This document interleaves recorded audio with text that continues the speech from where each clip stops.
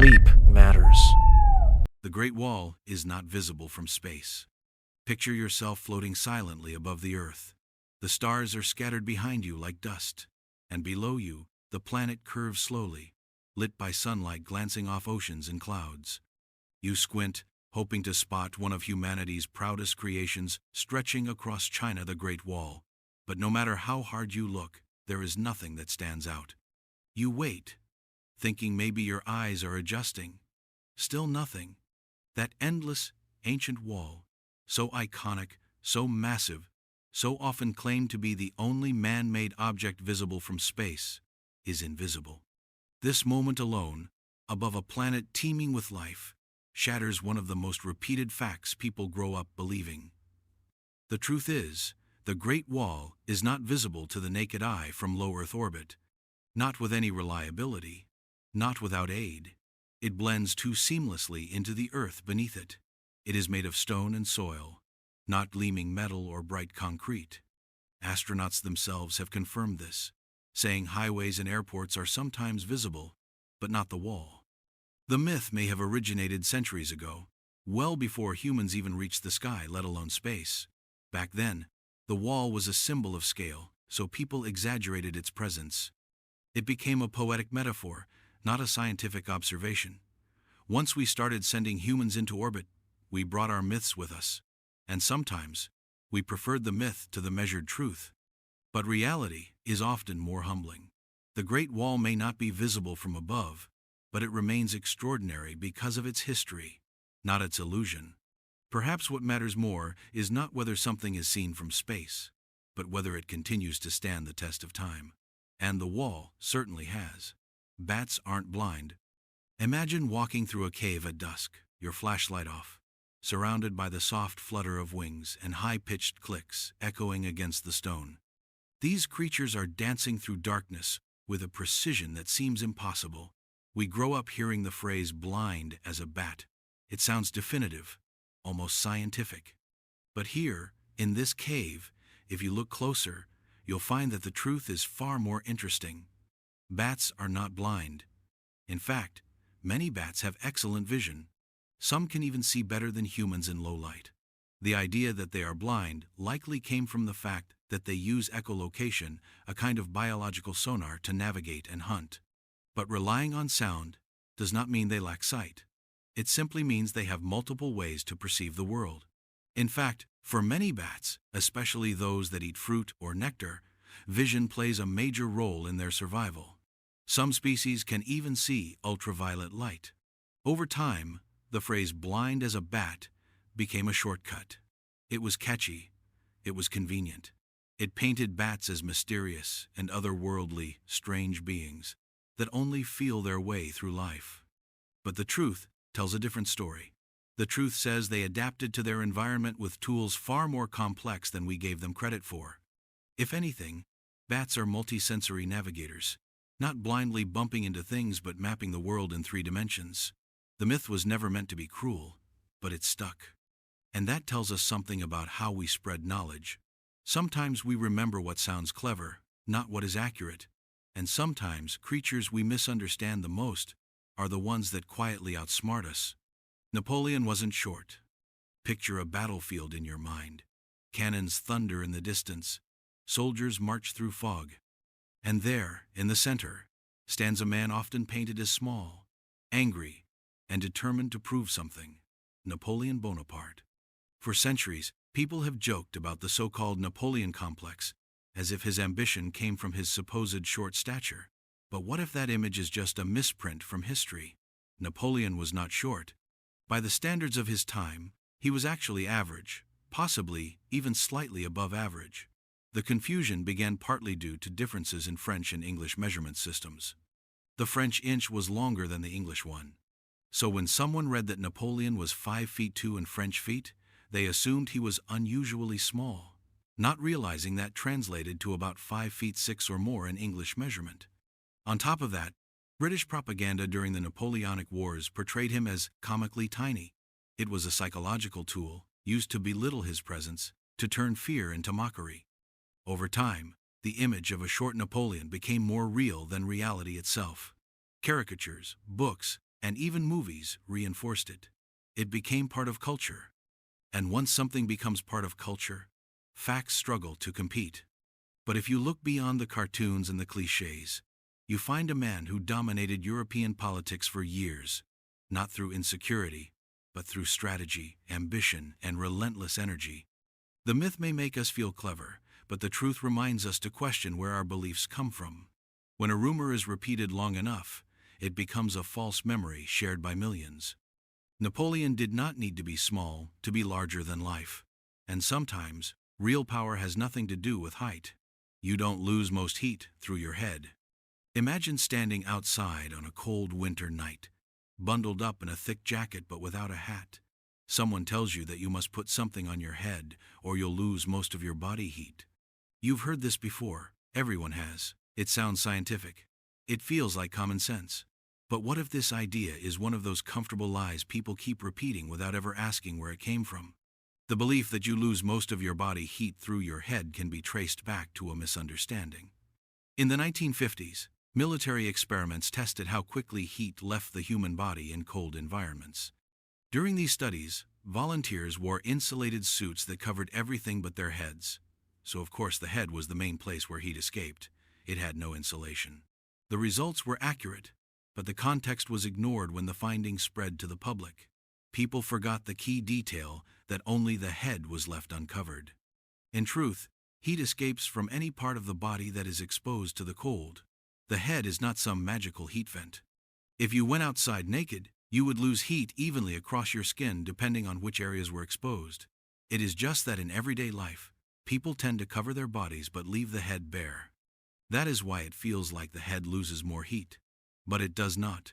The percentage of heat lost through the head is directly related to the surface area that is uncovered. Your head is only about 10% of your total body surface. If it is the only part exposed, then naturally it becomes the main place for heat loss. Still, the myth stuck. Partly because it sounded dramatic, partly because it gave people an easy rule to follow. Wear a hat and you'll stay warm. There is truth in the idea that covering your head helps.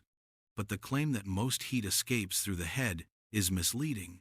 It turns your body into a cartoon, as if all warmth rushes upward and out like steam from a kettle. The body does not work that way. This myth reveals something about how we accept information. We rarely ask where ideas come from. If they feel logical and have been repeated enough, we hold on to them.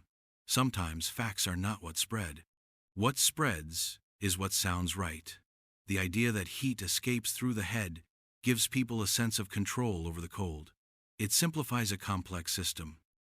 And in a way, it comforts us with the illusion of knowing. But the truth is quieter. It says that warmth leaves wherever skin is exposed. It reminds you that the body works as a whole. And it teaches you to question the things you were always told, especially when they are wrapped in authority and tradition. So the next time someone tells you to put on a hat, or you'll freeze, you can still do it. Hats are useful, but know the deeper truth. You do not lose most of your heat through your head. You lose it wherever you leave yourself open. Goldfish have memories, longer than 3 seconds.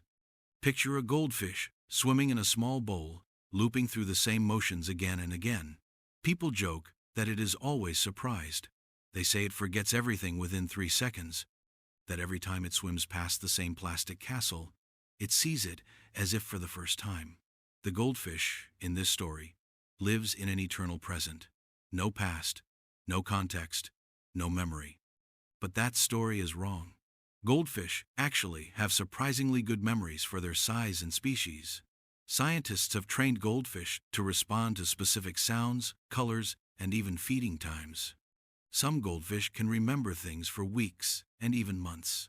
In experiments, goldfish were taught to press a lever to receive food. They learned to do it at a certain time of day, and they remembered this routine long after the initial training was over. Other tests showed that goldfish could recognize their owners and learn simple patterns in their environment. This is not the behavior of a creature trapped in a 3-second loop. So where did the myth come from? It likely emerged from a mix of observation and oversimplification. Goldfish swim in repetitive patterns. Their environment often lacks stimulation. From the outside, their actions seem meaningless or random. it becomes easy to assume they are just reacting in the moment. The idea of a 3-second memory became a joke, a metaphor, a way to dismiss these animals as simple or dull. But memory is not always visible. It does not always show itself in ways we can recognize at a glance. The truth is that goldfish brains, while small, are structured enough to support learning and memory.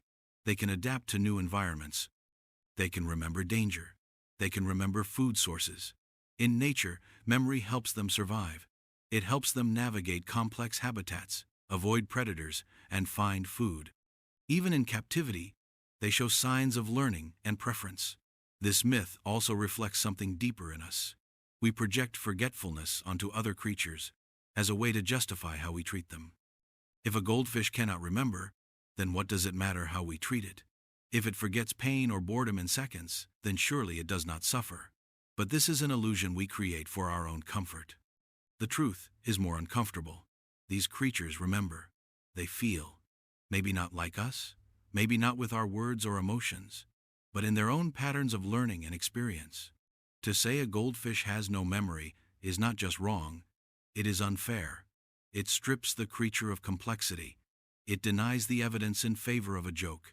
And once a joke becomes a belief, it takes root. It is repeated in classrooms, cartoons, conversations, and becomes something people just know, even when it is false.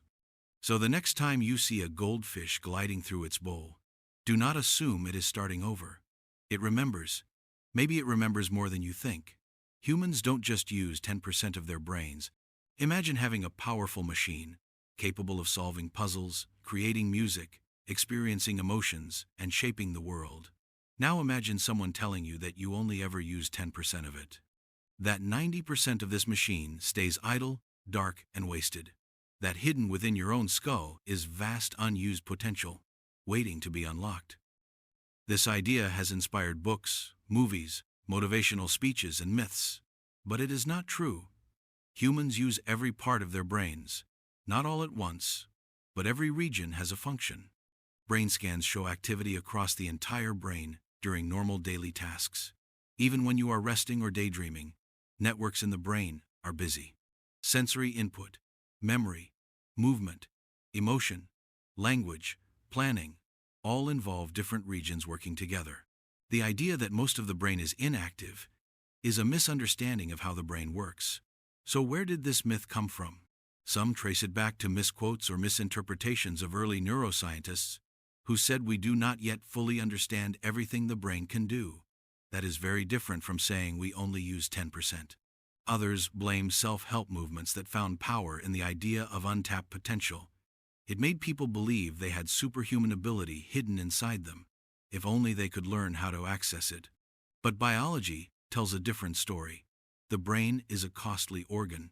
It uses about 20% of the body's energy, even though it is only about 2% of its weight. Evolution does not keep unnecessary systems. If 90% of the brain were unused, it would shrink away over time. But instead, every part has a role. Damage to even a small area of the brain can have major consequences. That alone shows how important each region is. What the myth gets right is that people often underuse their potential. Not because they are locked out of parts of their brain, but because habits, fears, and systems hold them back.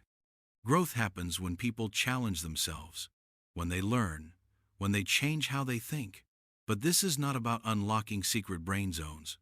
It is about developing skills and using what the brain already does naturally. The 10% myth survives because it gives people a sense of mystery and hope. It makes intelligence feel like a secret power you can awaken. But the real power of the brain is not hidden. It is in how every part works together, how even unconscious processes shape thoughts and behaviors. You do not have a sleeping brain. You have a working one, a learning one, a connected one. So remember this. You are not limited to 10%. You are already using what evolution has refined over millions of years. The path forward is not about finding unused parts. It is about understanding the parts you already use and using them better. Shaving doesn't make hair grow thicker. Imagine standing in front of the mirror with a razor in your hand. You hesitate for a second because someone once told you that shaving will make the hair grow back thicker. Maybe it was your friend. Maybe it was something your parents said. Maybe it was something you just picked up along the way and never questioned. You slide the razor across your skin anyway. Smooth, clean. But deep down, there is still that little whisper that says the hair will come back stronger, darker, sharper. But here is the truth: shaving does not change the thickness of your hair. It does not affect how fast it grows or how deep the root goes.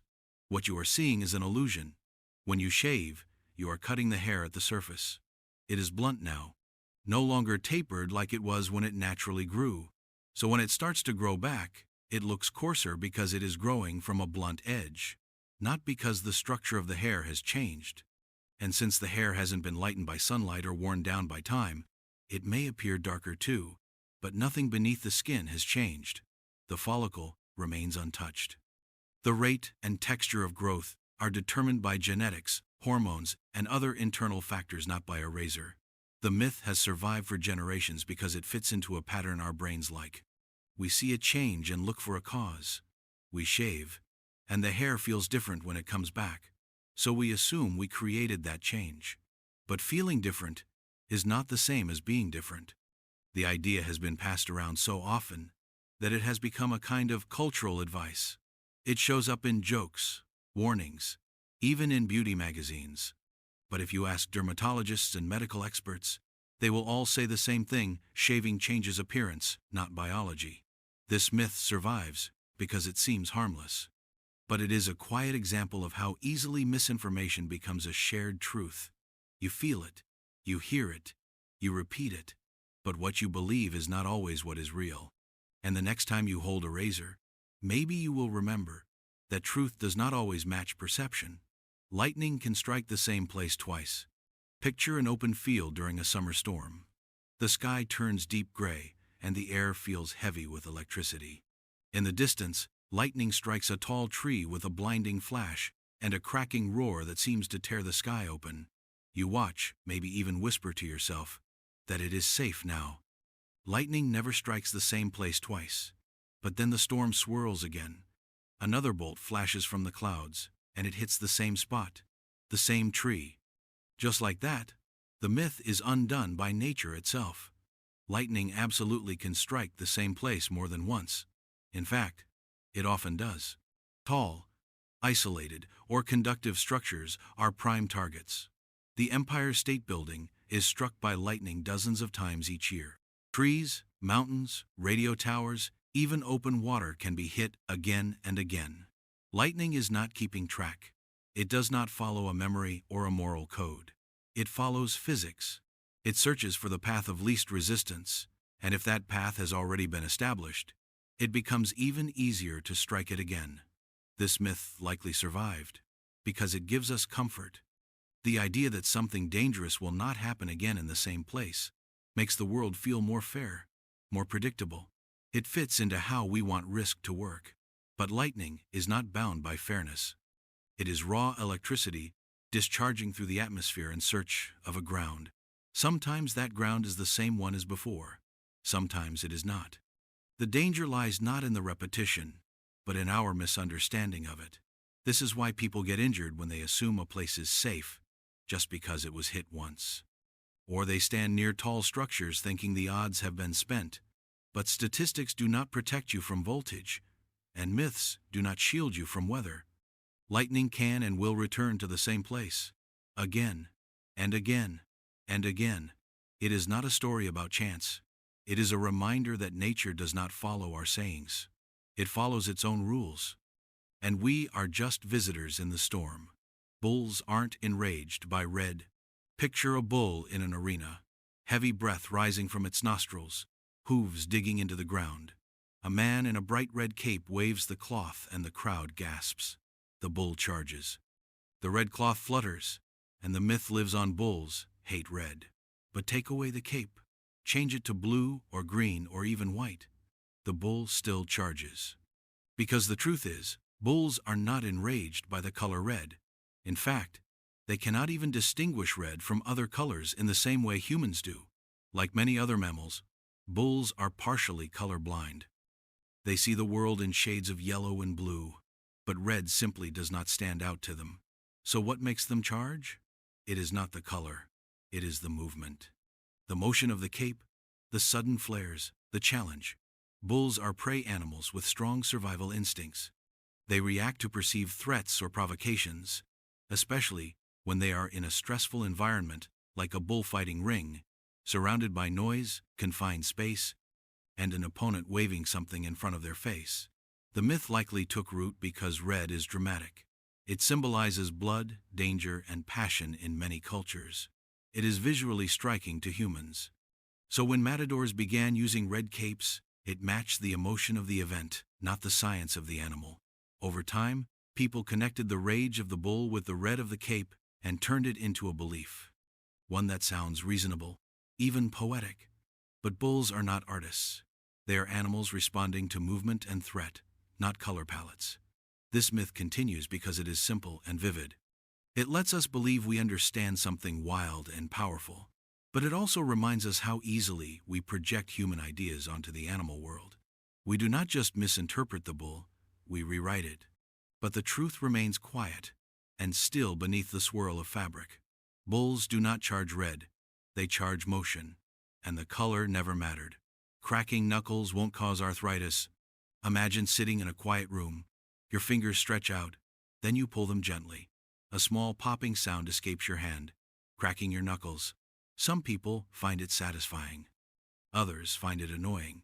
But almost everyone has heard the warning. If you keep doing that, you will get arthritis. It has been passed down like folklore, said with certainty, even by people who have never looked into it. But is it true? The short answer is no. Cracking your knuckles does not cause arthritis. That loud sound you hear is not your bones grinding or joints breaking. It is simply gas bubbles collapsing inside the fluid that cushions your joints. Between your bones is a lubricant called synovial fluid. When you stretch or pull a joint, pressure in that fluid drops. Gases like nitrogen and carbon dioxide come out of solution, forming a bubble. The bubble then quickly bursts, which creates the familiar pop. This process does not damage the bones or cartilage. It is not the kind of trauma that leads to arthritis. Multiple studies have examined people who habitually crack their knuckles and compared them with those who do not. The results show no difference in rates of arthritis. In fact, the most famous study on the subject was done by a doctor who cracked the knuckles of one hand for over 60 years while leaving the other untouched. In the end, both hands were in the same condition. So why do people keep believing the myth? Part of it is the sound. The crack feels violent. It suggests something unhealthy is happening. Part of it is cultural memory. A parent or teacher says it, then a child repeats it, and over time, the idea becomes rooted as fact. But what people confuse is irritation with damage. Cracking knuckles can sometimes lead to temporary swelling or reduced grip strength if done obsessively. But these effects are minor and reversible. They are not the same as arthritis, which involves long-term inflammation and joint deterioration. The truth is that arthritis is influenced by age, genetics, injury, and autoimmune conditions, not by whether you pull your fingers to hear a snap. In a way, the myth is comforting. It gives a simple cause and effect. If you stop cracking, you stay safe. But the real causes of arthritis are more complex, more unpredictable, and that complexity makes people uneasy.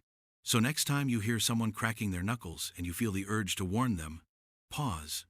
Ask yourself if you are repeating truth or just tradition.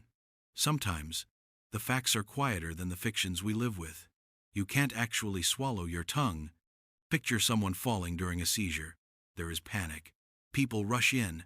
One of them yells that you must stop the person from swallowing their tongue. You hear it often enough that it sounds like a real risk.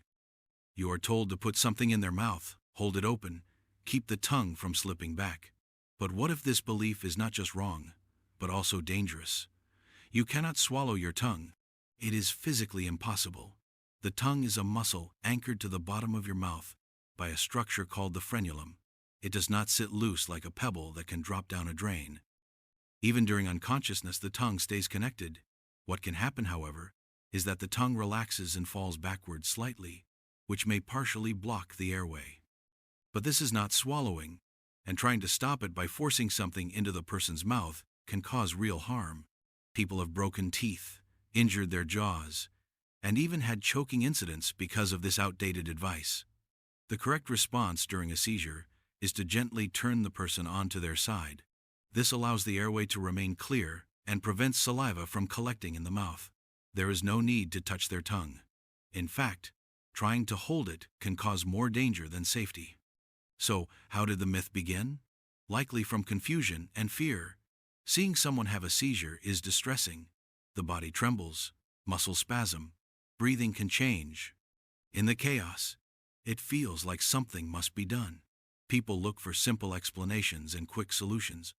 The idea of the tongue being swallowed is a dramatic image, one that spreads easily in stories and television shows. But it is not rooted in anatomy. This belief highlights how medical myths grow from misunderstanding. They often begin in fear and are passed down with urgency. But as science advances, we must let go of the fiction. Helping someone during a seizure does not mean forcing anything into their mouth. It means protecting their head, staying calm, and waiting it out. Sometimes the truth is less exciting than the myth, but it is also more helpful. You cannot swallow your tongue. And trying to stop it might be the most dangerous part of all. Touching frogs doesn't give you warts. Imagine walking through a damp forest. A frog jumps near your feet. You crouch down, reach out to touch its smooth skin. But a voice from childhood echoes in your head.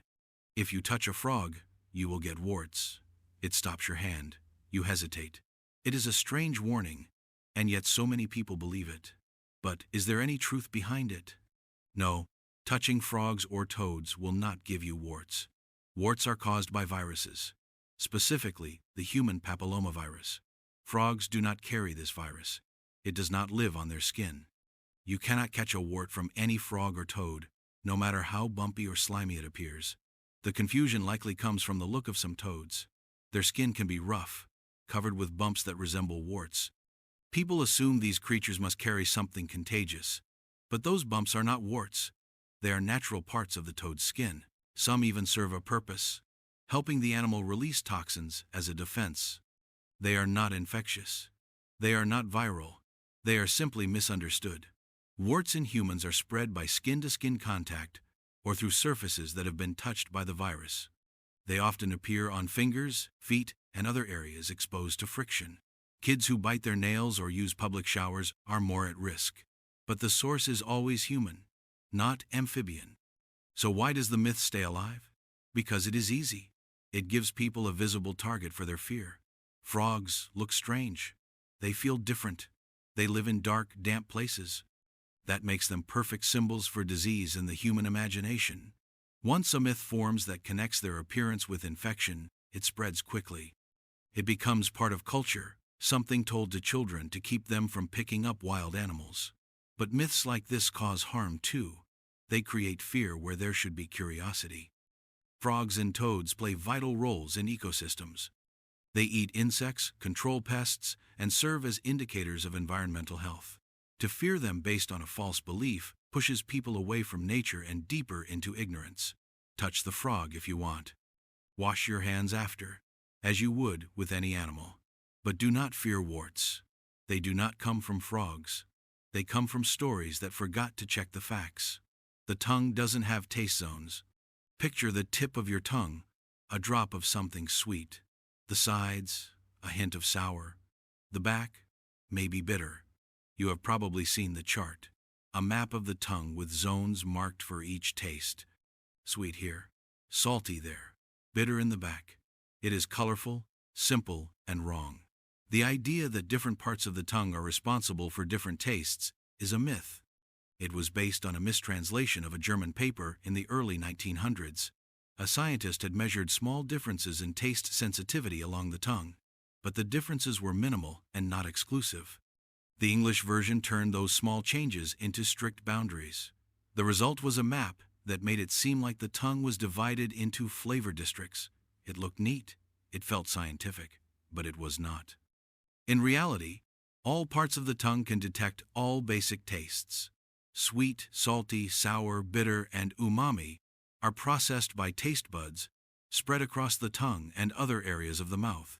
There may be slight variations in sensitivity, But the system is far more integrated than the myth suggests. Your tongue is not a patchwork of limited zones. It is a unified network of taste receptors working together. So why did the myth endure? Because it offered clarity. It turned a messy biological process into a tidy diagram. Teachers could point to it, textbooks could print it, and students could memorize it. Simplicity often wins, even when it is incorrect.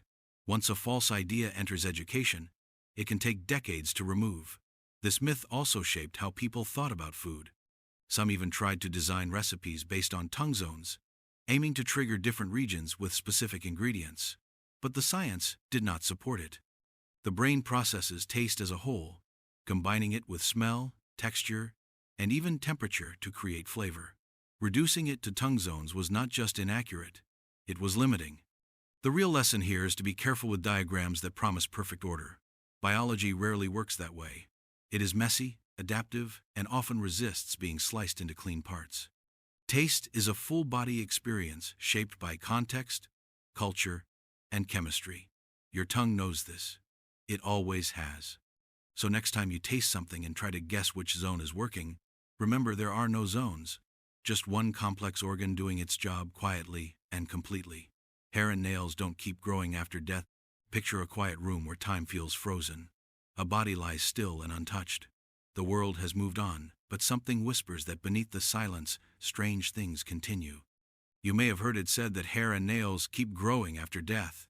It is eerie, almost poetic, to think that part of a person keeps living even after life has stopped. But this is not true. It is not growth you are seeing. It is an illusion. After death, the body begins to dehydrate. Skin starts to dry and retract. As the skin pulls back, it exposes more of the hair shaft or the nail bed, making it appear as though they have grown. But there is no biological process continuing inside the body to push hair out or extend nails. Growth needs energy. It needs oxygen. It needs circulation.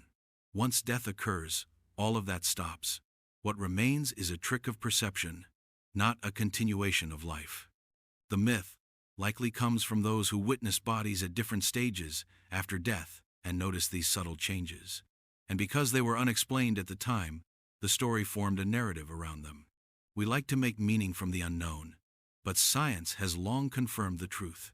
Hair cells, nail cells, they require active processes that cease completely after death. There is nothing morbid about this truth. It just brings clarity to something that felt mysterious. Death changes the body in quiet ways, and the mind tries to make sense of it. But sometimes the simplest explanation is not that life continues, but that the body slowly reshapes in its stillness. It is not growth, it is withdrawal. Not continuation, but contraction. The myth survives because it taps into something deeper than science. It touches our desire to imagine life lingering just a little longer. But reality reminds us that the end is complete. And what we think is growth is just a shadow of change. Toilet water doesn't spin differently in each hemisphere. Imagine flushing a toilet in one country, then traveling across the world and watching another. You wait for the water to swirl in the opposite direction, like a hidden compass in your bathroom, revealing which side of the earth you stand on. This idea has been passed around so many times that it almost feels scientific. But the direction that toilet water spins is not determined by your hemisphere. It is determined by the shape of the bowl, the angle of the jets, and the force of the flush. The Coriolis effect, which is what people often cite to explain this myth, does influence large-scale patterns like wind and ocean currents. But it is incredibly subtle and has no measurable impact on something as small as water in a toilet. The truth is that plumbing design is what creates the swirl. In fact, if you install two toilets with the same design in both hemispheres, the water will likely spin in the same direction. The idea that toilets are controlled by Earth's rotation is compelling because it makes the ordinary feel connected to something cosmic. It turns every flush into a secret scientific experiment. But the forces that affect toilet water are much more local. Water pressure, jet angle, gravity, not the curvature of the planet. This myth probably stuck because it is easy to visualize. You can imagine it. You can even test it. But testing it without understanding the variables just leads to confusion. And confusion often gives birth to belief. The spin of toilet water is not a sign of global physics at work. It is just plumbing. And sometimes, the world is simpler than the stories we tell about it. Sugar doesn't cause hyperactivity. Picture a room filled with children at a birthday party. Cake is everywhere, frosting on fingers, candies disappearing by the handful. And then, as if on cue, the kids seem to explode with energy. They are running, screaming, laughing. Parents shake their heads and blame the sugar. It is a scene we all recognize. But the belief that sugar causes hyperactivity has no scientific support. Multiple studies have tested this idea, and the results show the same thing: sugar does not make kids hyper. What does seem to influence this belief is expectation. When parents believe their child has had sugar, they are more likely to report that their child is more active or less attentive, even when no sugar was actually given. It is a powerful example of how expectation can shape perception. The excitement seen at parties is more likely due to the environment, the noise, the games, the energy of being with friends. Sugar is a convenient scapegoat because it is visible. We can point to it, we can control it, but the actual cause of hyperbehavior is much more complex. It could be overstimulation, it could be fatigue, it could even be anticipation. But it is not just the frosting. This myth has been passed along for decades, perhaps because it offers an explanation for chaos. It gives parents something to manage, something to blame. But by believing it, we sometimes overlook the real emotional or sensory factors driving a child's behavior. Sugar may be sweet, but its effects are not magical. And the next time a child runs wild after a slice of cake, it may be the joy of the moment, not the sugar on their tongue. Your blood isn't ever blue. Picture yourself looking down at your wrist. The veins underneath your skin look blue, almost like tiny rivers just beneath the surface. You are told that your blood is blue until it hits the air, that it turns red when oxygen arrives. It sounds scientific, logical, but it is wrong. Your blood is never blue, not when it flows through your veins, not when it carries carbon dioxide, not even for a moment. Blood is always red. The color changes in brightness based on how much oxygen it carries. Oxygen-rich blood is bright red. Oxygen-poor blood is darker, almost burgundy, but never blue. The reason veins look blue is because of how light interacts with skin and tissue. Blue light waves are scattered more easily, so your eyes perceive veins as blue. But the blood itself, flowing within, is still red. This myth likely comes from school diagrams. Many illustrations show oxygenated blood in red and deoxygenated blood in blue for contrast. But that is just a visual aid, not a reflection of reality. The truth is that all blood in humans is red, just in varying shades. The myth also persists because it is hard to challenge. You see the blue, you hear the explanation, and it seems to fit. But sometimes, what we see and what is true do not always align. Light and color can play tricks, and when those tricks go unexamined, they can become beliefs. Your body holds no hidden colors, just the quiet red river moving through it, full of life and always flowing. Vaccines don't cause autism. Picture a parent holding their child close, worried, questioning every decision. They are about to vaccinate, and someone whispers doubt into their ear. They have heard stories, read headlines, seen claims that connect vaccines with autism, and in that moment of fear, fiction can feel like fact. But the idea that vaccines cause autism has been thoroughly studied and completely disproven. The myth began with a single paper published decades ago that claimed a link. That paper was later retracted. Its author was found to have manipulated data and lost his medical license. But the damage had already been done. Once a seed of doubt is planted, it is hard to unroot.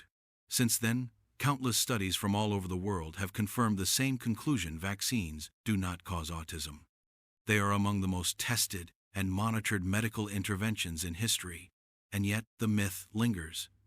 Not because it is supported by science, but because it touches something deeper: the fear of harm. Parents want to protect their children. That instinct is powerful. But fear is not the same as truth.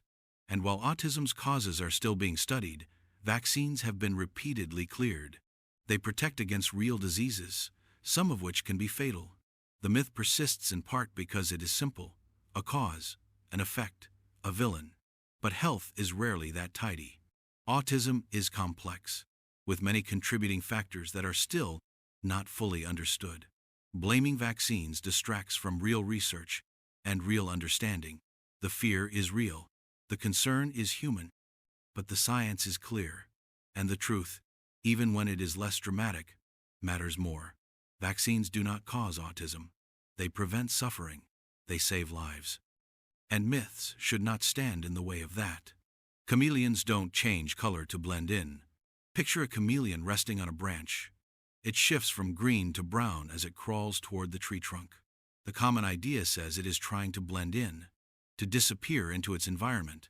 This is the image we are taught from cartoons and nature shows. A camouflage expert that changes its skin to vanish from sight. But what if this understanding misses the true story of what is actually happening? Chameleons do change color, but the reason behind it is not primarily to hide. Their color changes are more about communication, temperature regulation, and emotional expression than invisibility.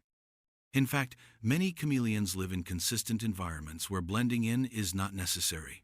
What is actually happening beneath their skin is a complex interaction of biology and light. Chameleons have special cells in their skin called iridophores. These cells contain nanocrystals that reflect light. When the spacing of these crystals changes, it alters how light bounces off their skin, which in turn shifts their color. This is not pigment-based like paint. It is structural, relying on how light and material interact. When a chameleon is relaxed, the crystals are tightly packed, reflecting shorter wavelengths like blue. When the animal becomes excited or warm, the crystals spread out, reflecting longer wavelengths like yellow and red. The color change is essentially a visible language. Different chameleon species use this skill for different reasons. Some change color to attract mates, signaling health or dominance. Others flash colors to intimidate rivals or signal stress. Some even adjust their colors to absorb more heat when they are cold or to reflect light when they are too warm. Blending into the background is sometimes a result, but it is rarely the purpose. Their base color already provides natural camouflage. The shifts that happen in real time are more about social interaction and physiological balance than sneaky invisibility. So why did the camouflage myth spread? Likely because it is a good story. Humans admire the idea of invisibility. We project our fantasies onto the animals we observe. When a creature changes color, it feels like a trick, a survival tactic, a performance. But nature is often more nuanced than narrative. It does not always fit the clean roles we imagine. This misunderstanding also shows how easy it is to assume meaning from appearance. We see a result and invent a reason. The chameleon changes color, and we assign it the motive of disguise. But the truth lies in biology, in layers of transparent skin, shifting crystals, and the language of light. There is beauty in that truth, even if it does not match the myth. So the next time you see a chameleon shift its color, think not of camouflage, but of conversation. It is not trying to vanish, it is trying to speak. Humans have more than 5 senses. Imagine closing your eyes and counting your senses. Sight, hearing, smell, taste, touch. 5. That is what most of us are taught from an early age. The classic 5 senses, often credited to Aristotle, are engraved into education and memory. But what if that list is incomplete? What if your body is sensing far more than you were ever told? In reality, humans have many more than 5 senses. Some scientists count 9. Others say there are more than 20. It all depends on how you define a sense. A sense is the way your body detects and responds to the world, both external and internal, and your body does far more than see and hear. Take proprioception. It is your sense of body position. Close your eyes and touch your nose. You do not need to see your hand to know where it is. Your muscles and joints are filled with sensors that constantly send feedback to your brain about where your limbs are in space. Without proprioception, you would not be able to walk properly or hold a glass of water without looking at your hands. Now consider equilibrioception. This is your sense of balance. controlled by the inner ear. Inside your head are tiny canals filled with fluid that move as your head tilts or spins. These shifts help your brain understand direction and maintain posture. Without this sense, the world would spin even when you are standing still. There is also thermoception, your ability to detect temperature, not just through touch, but through specialized receptors that help your body maintain internal balance. Nociception is another. It is the sense of pain, a warning system that tells your brain something is wrong. Then there is interoception. This is your internal awareness, the sense that tells you when you are hungry, when your heart is beating faster, or when you need to breathe. You feel it in your chest, your stomach, your breath. It is not one of the five senses, but it shapes your entire experience of being alive. So why do we stick with five? Because it is simple. It fits into teaching frameworks and makes the world easier to explain. But simplicity often comes at the cost of truth. The five senses are not wrong. They are just a fraction of the whole. Your body is a network of constant feedback. It is sensing heat, pressure, position, pain, acceleration, chemical signals, and internal states all the time. Understanding this wider range of senses does more than correct a myth. It changes how you think about yourself. You are not just reacting to sights and sounds. You are interpreting invisible flows of information from inside and outside your body. You are in conversation with your environment in ways that most people never name. The five senses are only the surface. Beneath them is a richer, more complex system, one that keeps you balanced, centered, and aware, one that works in silence, even when you are not paying attention. You don't need to wait 24 hours to report a missing person. Imagine someone you care about has disappeared. They left home and never came back. Hours pass. You call their phone. No answer. A growing fear wraps around your thoughts. Then someone tells you to wait. That the police will not do anything until the person has been missing for 24 hours. It is a phrase repeated in movies and stories. Wait a day, then act. But in reality, that advice could be harmful. There is no law that says you must wait 24 hours to report a missing person. In fact, the first hours after someone disappears are often the most critical. The faster authorities begin searching, the higher the chance of finding the person safely. Delay can mean lost evidence, cold trails, and deeper danger. Whether it is a child, an adult, or an elderly person, time matters. The myth likely comes from fiction. Television shows and films often use the waiting period as a dramatic device. It adds tension, creates obstacles, builds suspense. Over time, those fictional rules were mistaken for real policy. But most police departments encourage early reporting, especially in cases involving children or individuals with medical conditions. The idea that you must wait is not just outdated, it is wrong. This myth reveals how storytelling can shape behavior. People hesitate because they believe they are not allowed to act. They second-guess their instincts, worried that they will be dismissed or seen as overreacting. But the systems in place are meant to respond quickly. Emergency services understand that disappearance is serious. Even if it turns out to be a misunderstanding or temporary absence, it is better to act and be wrong than to delay and be too late. There are no penalties for reporting someone who turns up later. It is not a waste of time. It is a precaution, a safety net, a sign of care.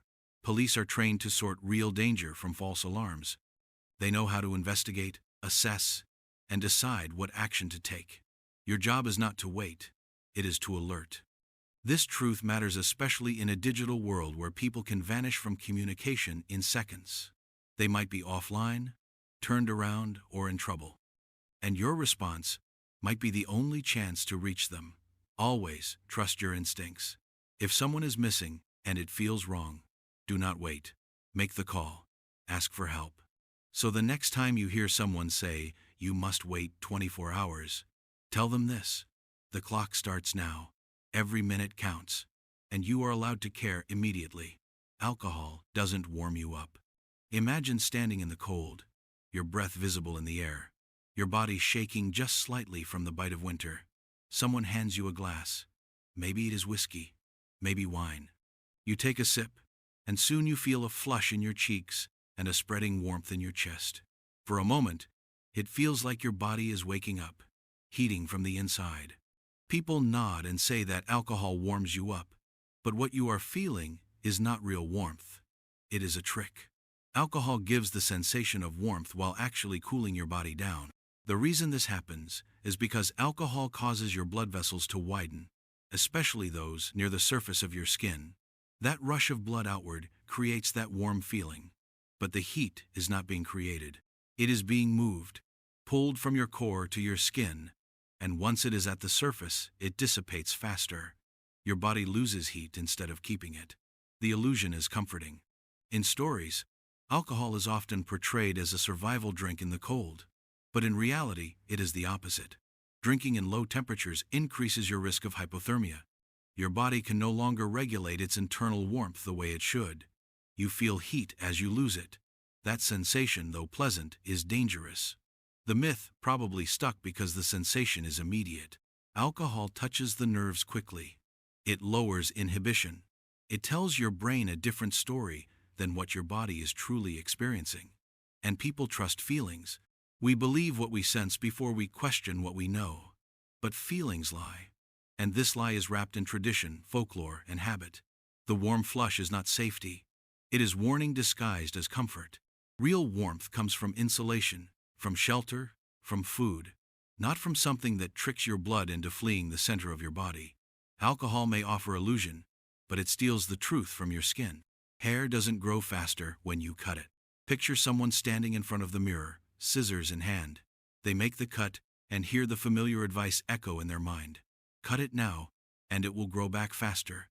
It will grow thicker, stronger, healthier. It sounds like common sense. You prune a plant and it flourishes, but hair is not a plant, and cutting it does not affect how quickly it grows. The speed of hair growth is controlled beneath the skin, at the root. That part of the follicle is not influenced by cutting the end. When you trim your hair, you are only removing the dead part that is already grown. It is already past the point where growth happens. So why do people believe the myth? It may come from perception. When you cut hair, it often appears more even. The split ends are gone. The edges are cleaner. It looks thicker simply because it has a blunt end instead of a tapered one. That blunt edge reflects more light and gives the appearance of density. But appearance is not biology, and feelings are not facts. This myth also survives because it is satisfying. It makes the act of cutting feel productive. It gives you the illusion of control. But real hair growth is influenced by age, hormones, genetics, health, and even seasons, not scissors. People want simple explanations. They want effort to equal reward. But in this case, the effect is cosmetic, not chemical. You can keep trimming, and it will keep looking fresher. But the root will not speed up just because the tip has disappeared. It grows as it always did, quietly, from beneath the surface. Hair grows, not because it is cut, but because the body is always renewing itself, slowly, patiently, whether we interfere or not. Black holes don't suck like vacuums. Imagine space, dark, endless, quiet. A star dies and collapses into itself, creating something so dense that not even light can escape. A black hole.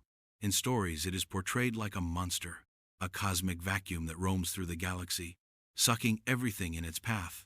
But black holes do not suck. They do not behave like space tornadoes or vacuums that pull everything nearby into a swirling doom. They simply follow gravity. If our sun were replaced with a black hole of the same mass, the Earth would keep orbiting it in the same way. It would be cold and dark, but our planet would not be dragged inward. The gravitational pull of a black hole is not magic. It is just gravity compressed into a small, dense point. Objects near a black hole are affected by it the same way they would be affected by any massive object.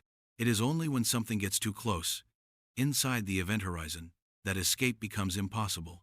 That is when the pull is inescapable. But that boundary does not reach out and suck. It does not act like a mouth. It acts like a point of no return. The myth that black holes suck everything nearby likely comes from the fact that the word hole itself suggests emptiness that needs to be filled. And the images we see in films often dramatize their effect. But black holes are not hunters. They do not move through space devouring. They are still, waiting, anchored by gravity. Things fall into them, not because they are pulled unnaturally, but because they are close enough to be trapped. The most fascinating part of a black hole is not its hunger, but its silence. It is not what it consumes, but what it does to time, to space, to light. The real story is not destruction, it is distortion. A black hole bends reality, not because it is active, but because it is dense enough to reshape the rules. No suction, no rage, just mass. And the laws of physics. You don't need to drink 8 glasses of water a day.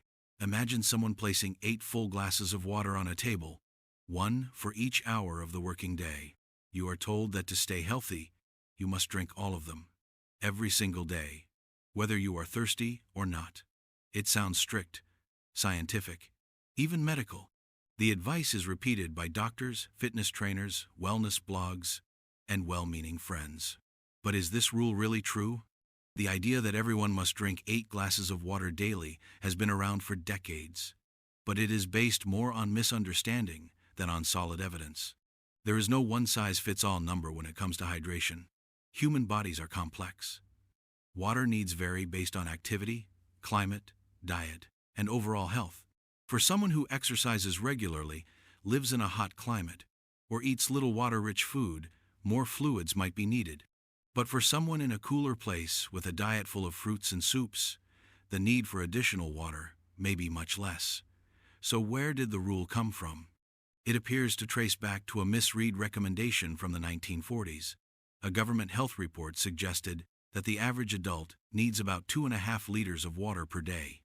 But what many people missed was the next sentence. It explained that most of that water is already provided by the food we eat.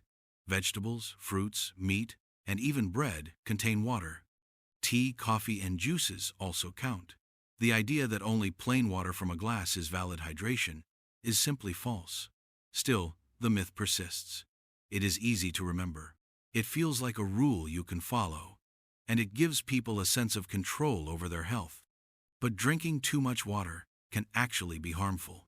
It can lead to a condition called hyponatremia, where the balance of electrolytes in your blood is disrupted. In rare cases, it can even be fatal. More is not always better. Balance matters. The best guide for hydration is your own body. Thirst is a reliable signal. So is the color of your urine, your level of energy, and how your skin feels. You do not need a timer or a chart. You need awareness. Forced hydration can be just as problematic as dehydration. Listen to your body. Trust its cues. The truth is simpler than the myth. Drink when you are thirsty. Eat a balanced diet. Pay attention to your environment and your needs. You do not need to chase a number. You just need to stay in tune. Evolution isn't just a theory. Imagine someone hearing the word evolution and responding with a shrug. It is just a theory, they say, as if that label makes it something uncertain, something optional to believe. The word theory, in everyday language, often means a guess or a hunch, but in science, it means something else entirely, and understanding the difference is the key to understanding the truth. In science, a theory is not a wild idea or a personal belief. It is a well-supported explanation for how the world works, based on evidence, testing, and repeated observation. The theory of evolution is one of the most supported frameworks in all of science. It explains the diversity of life, the patterns in DNA, the fossil record, and the changes we observe in real time among living organisms. When scientists use the word theory, they are referring to an idea that has stood up to scrutiny, that has been challenged and refined through decades or even centuries of research. Gravity is a theory. Germs causing disease is a theory. The behavior of atoms is described by theory. These are not guesses. They are the result of careful measurement and reasoning. The misunderstanding comes from how language is used outside of science. In conversation, people say things like, "I have a theory about who ate the last cookie." That kind of theory is a speculation. But when scientists say theory of evolution, they mean an explanatory model backed by mountains of data. Evolution is not in question in the scientific community. What is debated are the finer details, the timing, the mechanisms, and the specific pathways through which change occurs. But the core idea that species change over time that traits are passed down through generations, and that natural selection plays a role in shaping life, is settled. Some people reject evolution for religious or philosophical reasons. That is their right. But to dismiss it as just a theory misunderstands the language of science. It is not about belief. It is about evidence. The fossils, the genetic markers, the observable changes in bacteria and animals all point to evolution as the engine of life's complexity. Teaching evolution as a theory is not about presenting it as doubtful. It is about placing it in the correct category of scientific knowledge. It is a theory the same way that the Earth orbiting the Sun is a theory, tested, confirmed, and central to understanding our world. So next time someone says evolution is just a theory, you can tell them this. In science, that is the highest compliment. You're not born with all the brain cells you'll ever have. Picture a newborn baby. Soft, vulnerable, growing in every way. Now imagine being told that even in that tiny head, every brain cell they will ever have is already in place. No new neurons. No fresh growth. Just decline from here. It is a bleak thought, and thankfully, it is wrong. For many years, scientists believed that neurogenesis, the formation of new neurons, stopped after early development. The brain was thought to be like a finished machine. Any damage was permanent. Any loss was final. But new discoveries in neuroscience have rewritten that story. We now know that the brain can and does create new neurons throughout life, especially in certain regions like the hippocampus, which is linked to learning and memory. This process is not the same as when the brain is growing in a fetus. It is slower, more focused, but it exists. Adult neurogenesis has been observed in humans and animals. It is influenced by things like exercise, sleep, diet, and mental activity. Running, learning, and even being in an enriched environment can stimulate the birth of new neurons. On the other hand, chronic stress and depression can reduce it. The idea that you are born with all your brain cells is not just outdated, it is limiting. It suggests that your mental potential is capped from the start, that there is no room for recovery, for growth, for change. But the brain is far more dynamic. It is not just a vessel, it is a living system, reshaping itself in response to experience. Even if new neurons were not being made, the brain still has remarkable plasticity. That means it can rewire itself, form new connections, and adapt to damage or learning.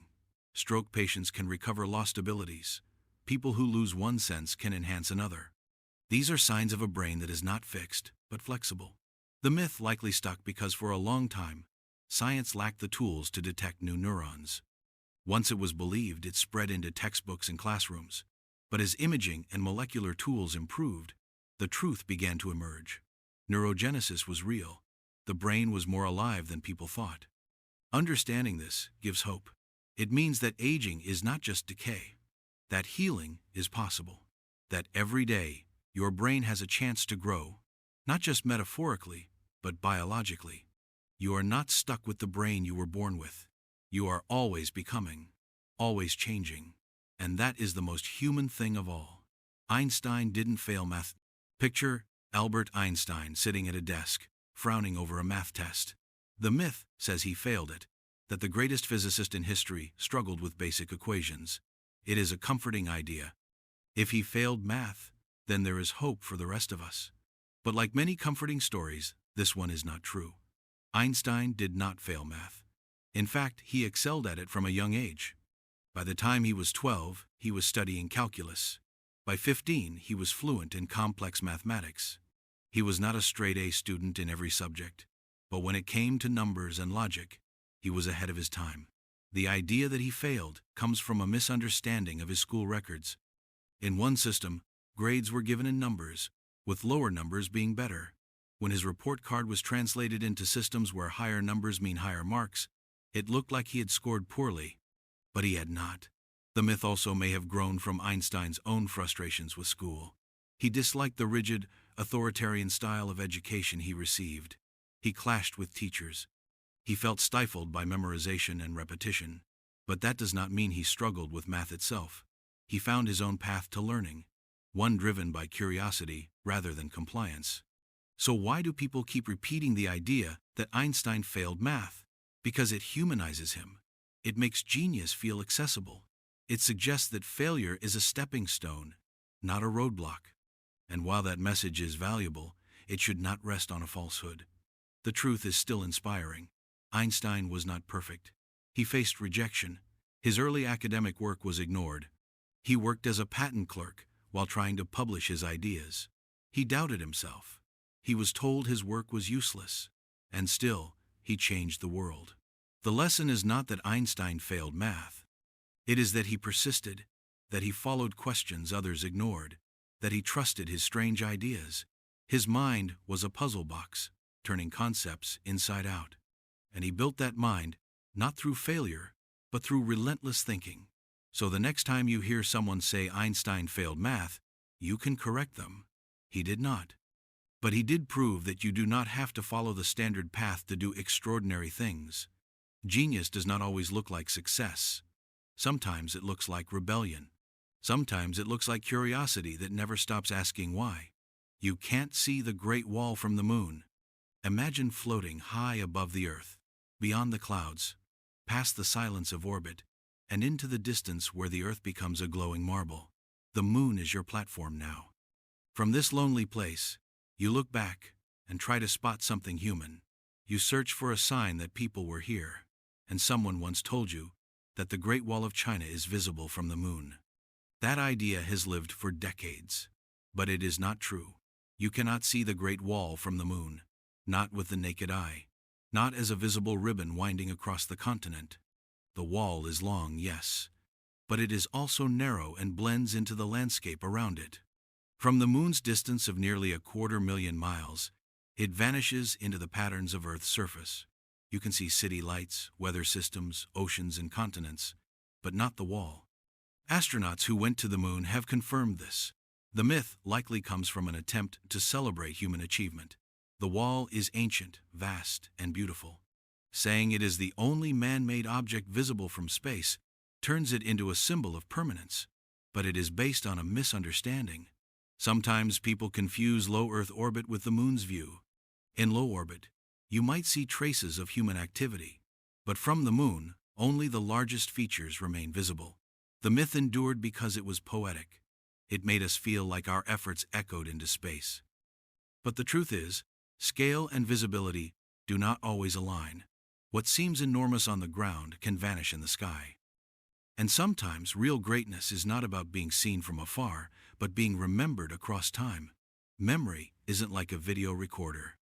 Picture a moment from your childhood. Maybe it is a birthday, a summer day, the sound of laughter and the scent of something baking. You think of it clearly, or so it seems. You trust your memory. You believe it plays back events exactly as they were, like a tape, like a perfect recording. But memory is not a video. It is not a camera tucked inside your mind, faithfully preserving every detail. It is more like a story that changes each time you tell it. Memory is reconstructed, not replayed. Every time you recall an event, your brain pieces it together using fragments of information. It fills in gaps. It smooths over edges. It sometimes adds or subtracts based on your emotions, your expectations, or new experiences. The more you remember something, the more it shifts. And this means that even our most vivid memories may contain pieces that were never there. This can be unsettling, but it is how the brain works. It stores impressions, not frames, feelings, not films.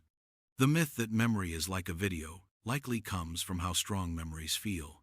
When something is emotional, it imprints deeper. But strength does not mean accuracy. The belief is also reinforced by courtroom dramas and storytelling traditions, where eyewitnesses are expected to remember details with perfection. But science has shown that memory is fragile. It is influenced by questions, suggestions, even the way others recall the same moment. Your brain is not lying to you. It is doing its best to make sense of the past. But it is using tools built for survival, not archiving. And that means your memory is a living thing. It bends, it breathes, it changes. And the truth is, we are all editors of our own history, whether we mean to be or not. Sugar doesn't make kids wild. Picture a table filled with cookies, juice boxes, and candy. A birthday party is in full swing. Children run in circles, laughing louder than usual. Someone leans in and says, "It's the sugar." It always makes them hyper. It sounds right, it fits the moment. But science says something different. Sugar does not make kids wild. Controlled studies have tested this repeatedly. Children given sugary snacks do not behave differently than those given placebos. The belief that sugar causes hyperactivity is a myth. It persists because the moments when children consume sugar are often already exciting. Parties, holidays, special treats, environments where energy is already high. And when adults expect children to be hyper, they are more likely to see that behavior, even if it is not extreme. This is called confirmation bias. We notice what we believe and filter out what does not match. The sugar myth became popular in the 1970s, when theories began connecting diet with behavior. But those ideas were never confirmed by consistent research. Still, they were repeated often enough that people began to believe them. The illusion is powerful because the timing aligns. A child eats candy and runs around, so sugar becomes the villain.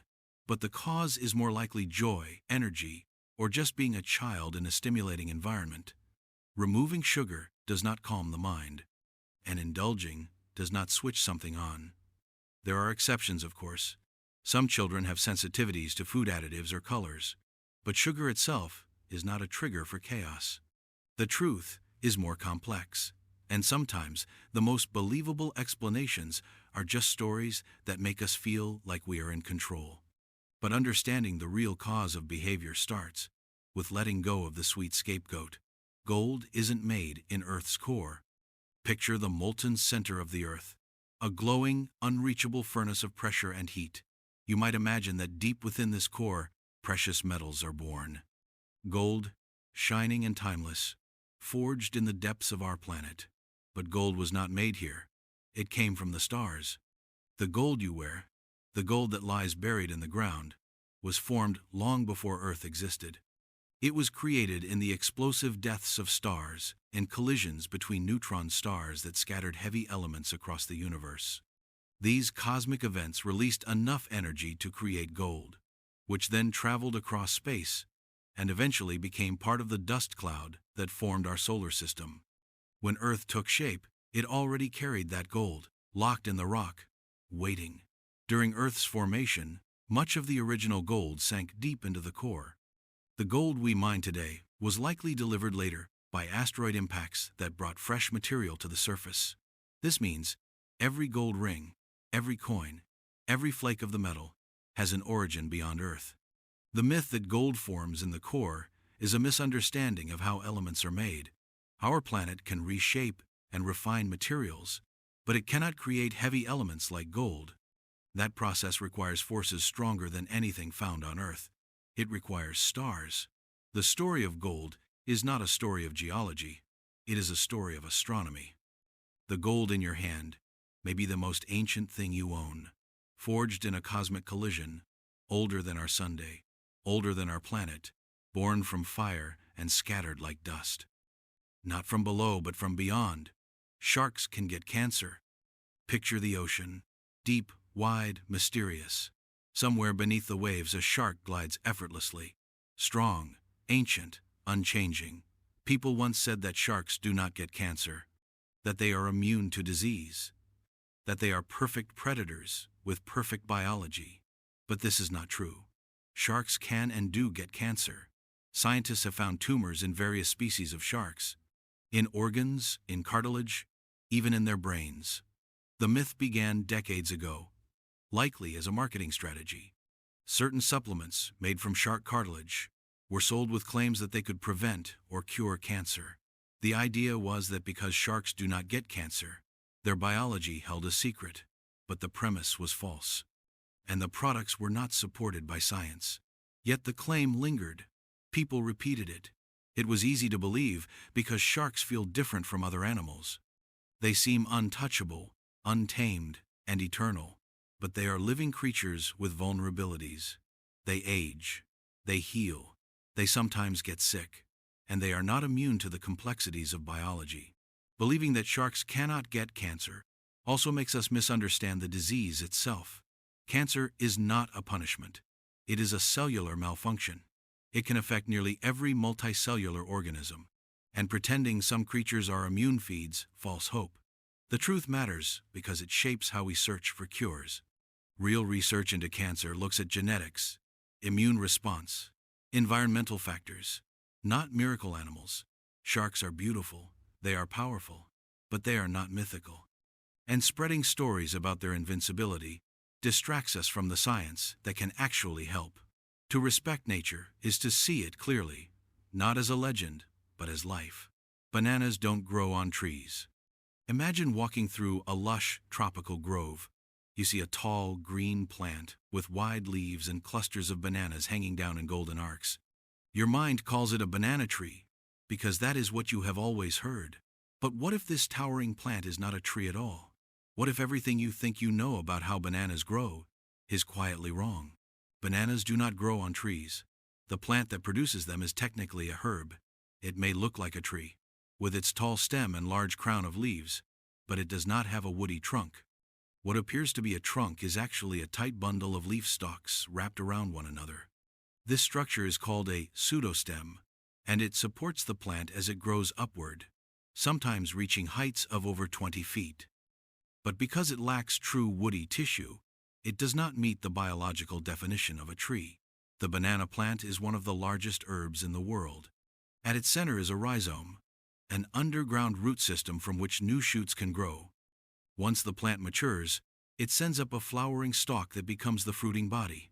After producing bananas, that stalk dies, and new ones grow from the base to continue the cycle.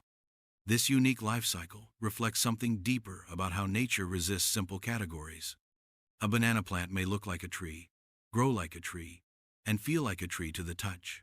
But scientifically, it belongs in a different group altogether.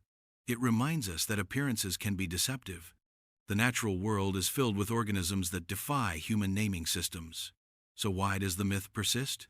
Partly because the plant is big and vertical, and people naturally associate that form with trees. The name banana tree sounds right. It feels right. It is used in books and labels and recipes. And when something is repeated enough, it becomes reality in the minds of those who hear it. But if we take the time to look closer, the truth becomes clear. A banana grows on a giant herb, one that does not build its structure with wood, but with tightly packed leaves. The next time you eat a banana or see one hanging in the market, you are not looking at the fruit of a tree. You are looking at the product of one of nature's most interesting and misunderstood plants. Lemmings don't commit mass suicide. Picture a herd of small, furry lemmings racing toward a cliff.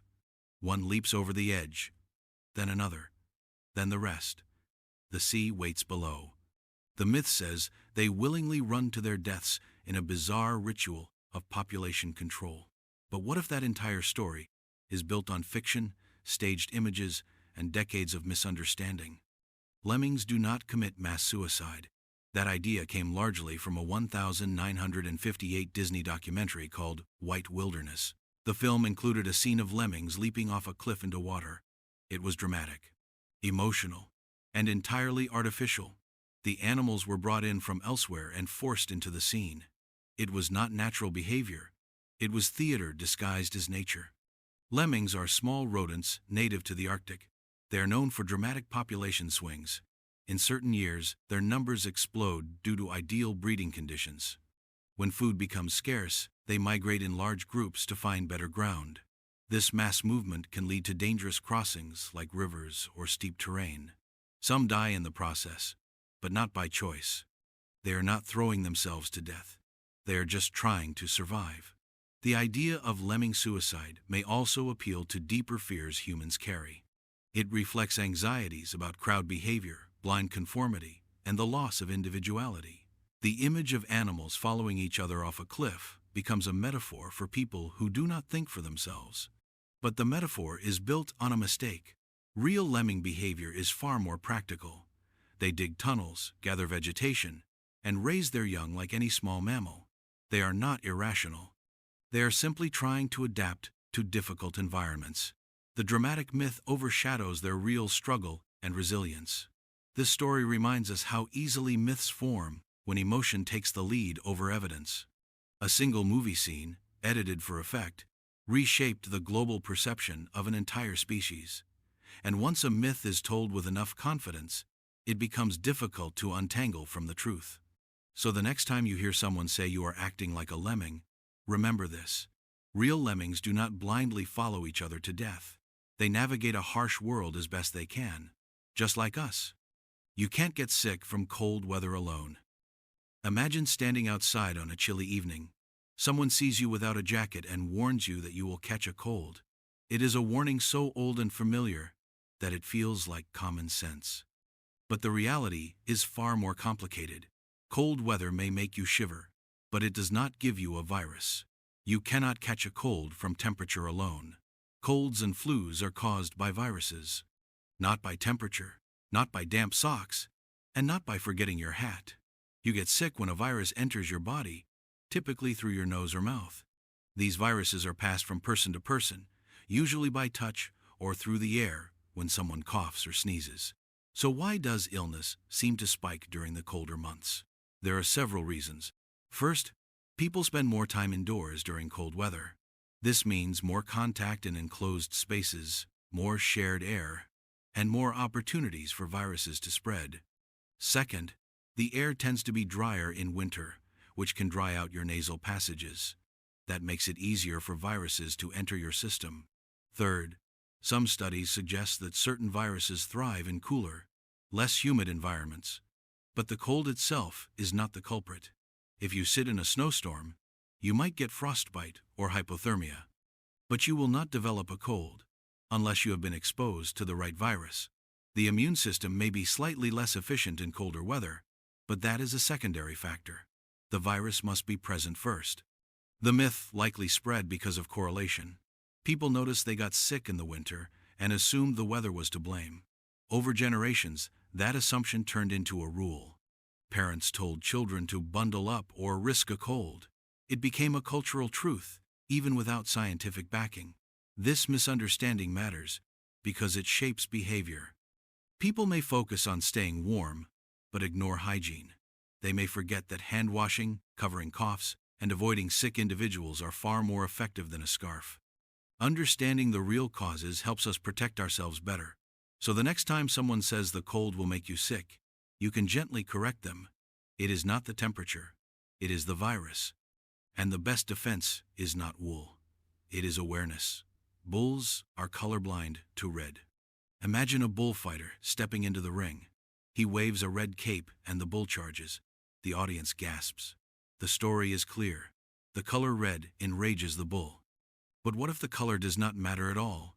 What if the bull does not even see it the way we do? Bulls are colorblind to red. Their eyes are built differently from ours.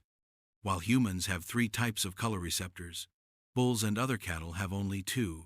This limits the range of colors they can see. They can distinguish some shades, particularly in the blue and green spectrum, but red appears more like a dull gray or brown. So why do bulls charge at the red cape? It is not about color.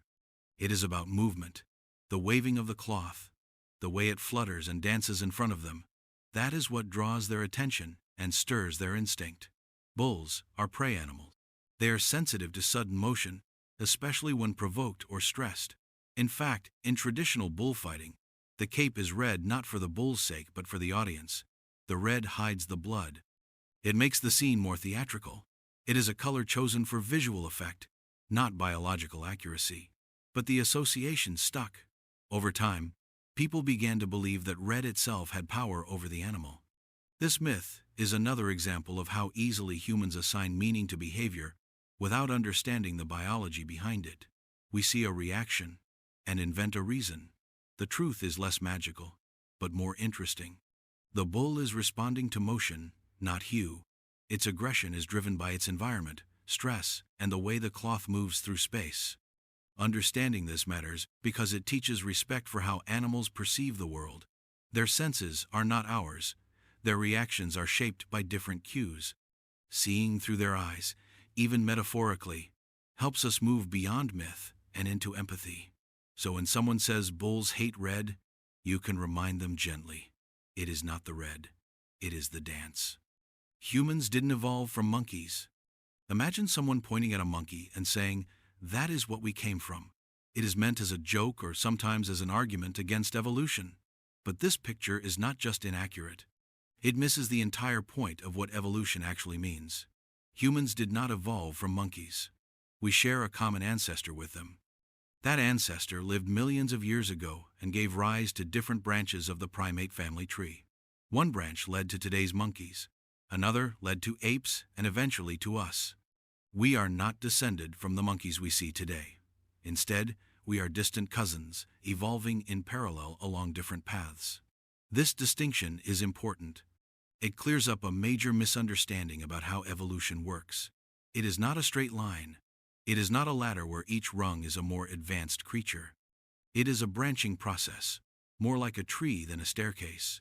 Species split, adapt, and change in response to their environments. Some go extinct. Others diversify. Over time, new forms emerge. But none are better or worse than the others. They are just different. The common ancestor we share with monkeys likely lived around 25 to 30 million years ago. It was not a monkey, not an ape, not a human. It was its own species, adapted to its own world. From there, time and change took their course. Natural selection shaped different lines in different directions.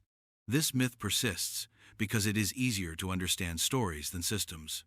A clean image of humans coming from monkeys is more digestible than a branching diagram filled with names and timelines. But simplifying evolution into a cartoon loses the richness of the truth.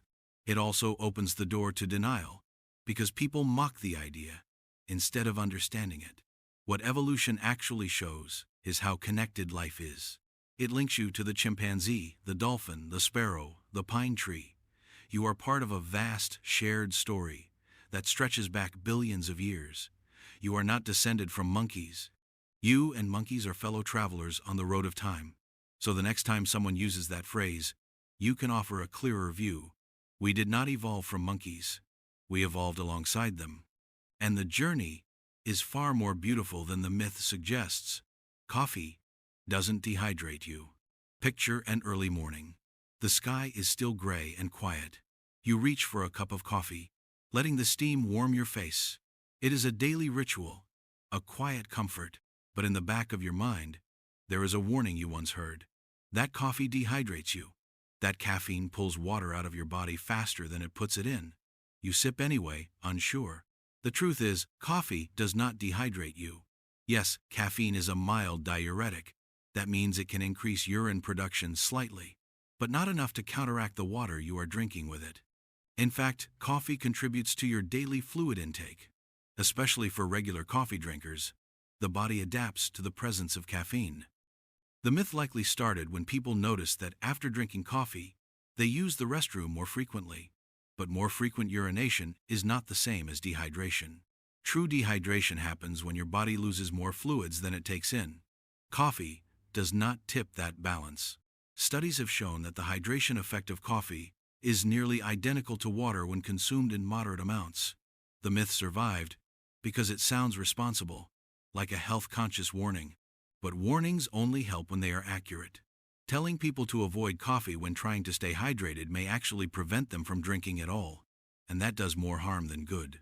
Your body needs water, yes, but water comes in many forms. Coffee, tea, even food. The idea that coffee steals water from your body has no strong evidence behind it. The next time you hold that warm mug, remember that comfort and hydration can live in the same cup. And myths often vanish with a little bit of steam. Swallowed gum doesn't stay for 7 years. Picture a child chewing gum on a lazy afternoon. They laugh, maybe talk too much, and accidentally swallow it. Panic spreads across their face. They remember what they have been told. That gum stays in your stomach for 7 years. It becomes something heavy, something stuck. But that fear is built on a myth.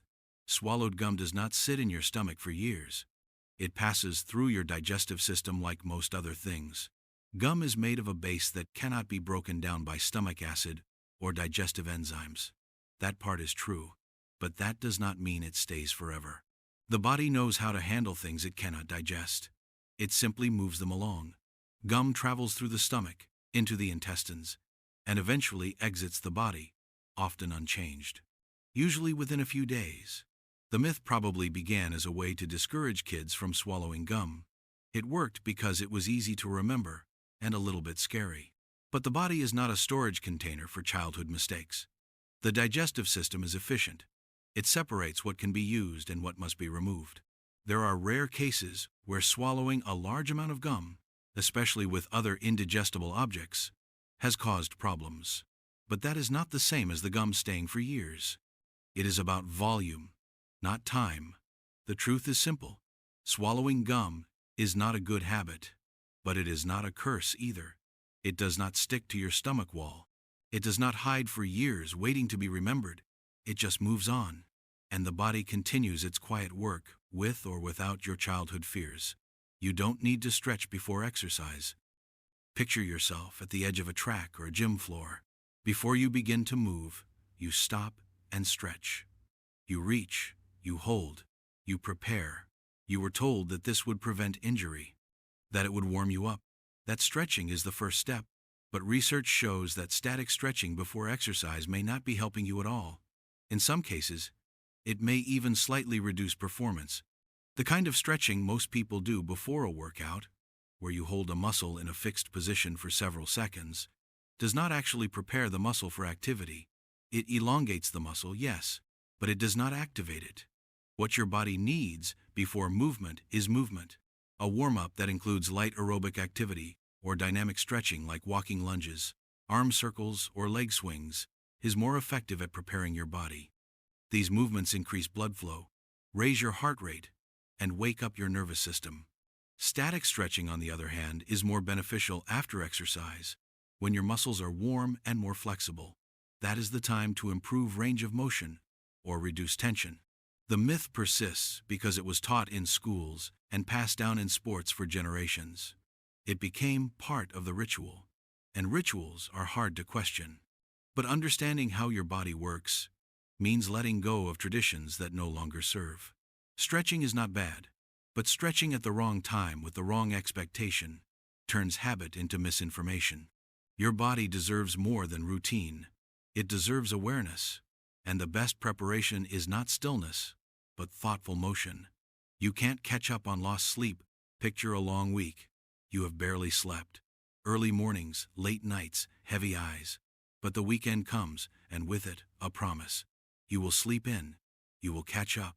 You will erase the debt. But sleep does not work like money.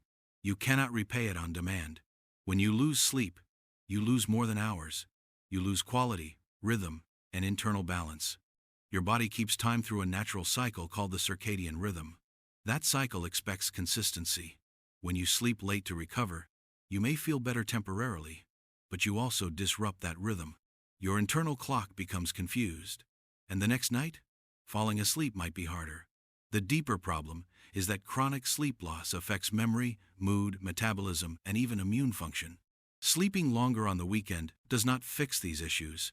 It may ease fatigue for a day, but it does not restore what was lost. The myth likely comes from how good sleeping in feels. The relief is real, but recovery is not the same as reversal. To truly benefit from sleep, you need regularity. A stable routine, not just more hours, but better ones. The body thrives on rhythm, not catch-up, and believing that you can fix a week of bad sleep with a single long rest sets you up for cycles of exhaustion. The truth is, rest is maintenance, not repair. It is not something to bank. It is something to protect night by night. The most powerful sleep is not the one that chases fatigue. It is the one that quietly prevents it from growing. The 5-second rule isn't real. Picture dropping a piece of food on the floor. You stare at it. Count in your head. 1, 2, 3. You pick it up and smile. 5 seconds have not passed, so it is safe. That is what you were told. That bacteria needs more than 5 seconds to climb onto your snack. But the 5-second rule is not real. The transfer of bacteria to food happens the moment it touches a contaminated surface. It does not wait. It does not pause for your counting. How much bacteria transfers depends on the type of food, the surface it lands on, and how clean that surface actually is. Moist foods pick up more, dry foods less. But time is rarely the deciding factor. Studies have shown that some bacteria can move to food instantly, And in some cases, bacteria can survive on surfaces for hours or even days. So even if the floor looks clean, it may not be. The myth exists because it gives us a way to ignore risk. It makes us feel like we are still in control, even when things fall apart. But the rule is just comfort disguised as fact. In truth, every dropped bite is a gamble. The good news is, for most healthy people, the risk of serious illness from a quick floor snack is still low. But low risk does not mean no risk. And truth means understanding what is happening, not just trusting the clock. The next time food falls, the decision is yours. But let it be a decision made with awareness, not habit, not fiction, not a silent countdown. Just a quiet pause and a clear choice. Microwaves don't cause cancer. Picture a microwave oven humming softly in the corner of your kitchen. A plate spins inside, warming leftovers. Someone nearby warns you not to stand too close. They say the microwave releases radiation, and that radiation causes cancer. You take a step back, uncertain. It sounds scientific, but is it really dangerous? The truth is that microwaves do use radiation, but not all radiation is the same. The kind used in microwave ovens is non-ionizing radiation. That means it does not carry enough energy to break chemical bonds or damage your DNA. It cannot mutate your cells. And that is the key difference between harmful and harmless types of radiation. Ionizing radiation, like the kind found in X-rays or nuclear material, can cause damage at the molecular level. It has enough energy to knock electrons off atoms, which can lead to changes in DNA and, eventually, increase the risk of cancer. But microwaves operate at much lower energy levels. They excite water molecules, making them vibrate and produce heat. That is how food gets cooked. Microwave ovens are also designed with safety in mind. The radiation stays inside the oven, sealed behind metal mesh and thick glass. There are regulations that ensure the devices emit very little, if any, radiation while in use. You would get more exposure from sunlight in a few minutes than from standing in front of a microwave. The myth likely stems from the word radiation itself. It is a word that creates fear. People associate it with nuclear fallout, medical treatments, and invisible dangers. But in reality, we are surrounded by radiation every day. Light from the sun, radio waves, and even the warmth from your body are forms of radiation. What matters is the type and the strength. No study has ever shown that using microwave ovens increases the risk of cancer. Food cooked in a microwave is not radioactive. It is just warm. The molecules may be rearranged by heat, but the food remains chemically safe. This myth is a reminder that scientific words can be misunderstood. Radiation is not always a threat. Context is everything. And fear often grows in the spaces where understanding is missing. So the next time you reheat your coffee, you can relax. The microwave is not out to harm you. It is just shaking water molecules until they get warm. Dogs don't see in black and white. Imagine tossing a bright red ball across the grass for your dog to fetch. You assume the color catches their eye the way it does yours. Or maybe you have heard that dogs only see in black and white. That their world is a dull gray film with no color at all. But neither of these ideas is fully true. Dogs do not see the world in black and white. They see color, but in a different range than humans. While our eyes have 3 types of color receptors, known as cones, dogs have only 2. That means their vision is similar to red-green color blindness in humans. A dog's cones are tuned to see shades of blue and yellow, but they struggle to distinguish between red and green. What appears bright red to you might look more like a dull brown or gray to a dog. Green grass may not pop out against a red ball. It might all blend into a similar hue. That is why dogs often rely on contrast, motion, and scent more than color to identify objects. This difference in color perception is not a flaw. It is a result of evolution.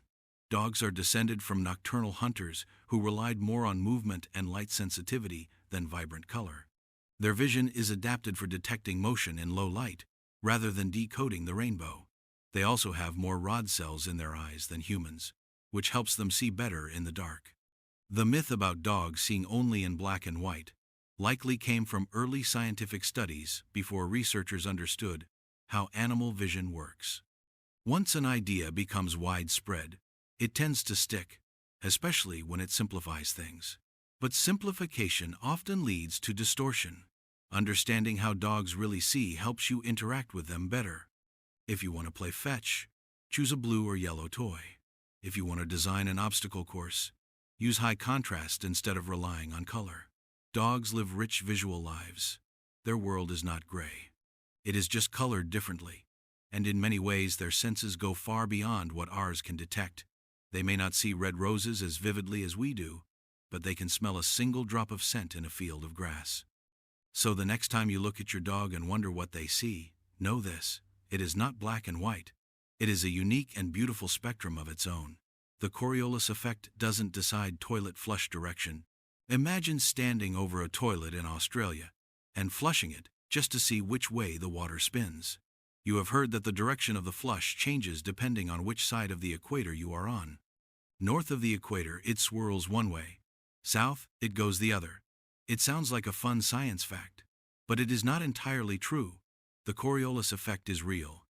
It is caused by the rotation of the Earth and does influence the movement of large systems like weather patterns and ocean currents.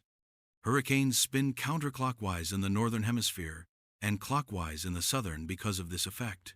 But toilets and sinks are far too small for the Coriolis force to have any noticeable influence. The direction in which water drains from a toilet or a sink is determined by the design of the fixture, the angle of the jets, and the initial motion of the water. Even a slight tilt in the basin or a bump in the plumbing can override any theoretical Coriolis influence.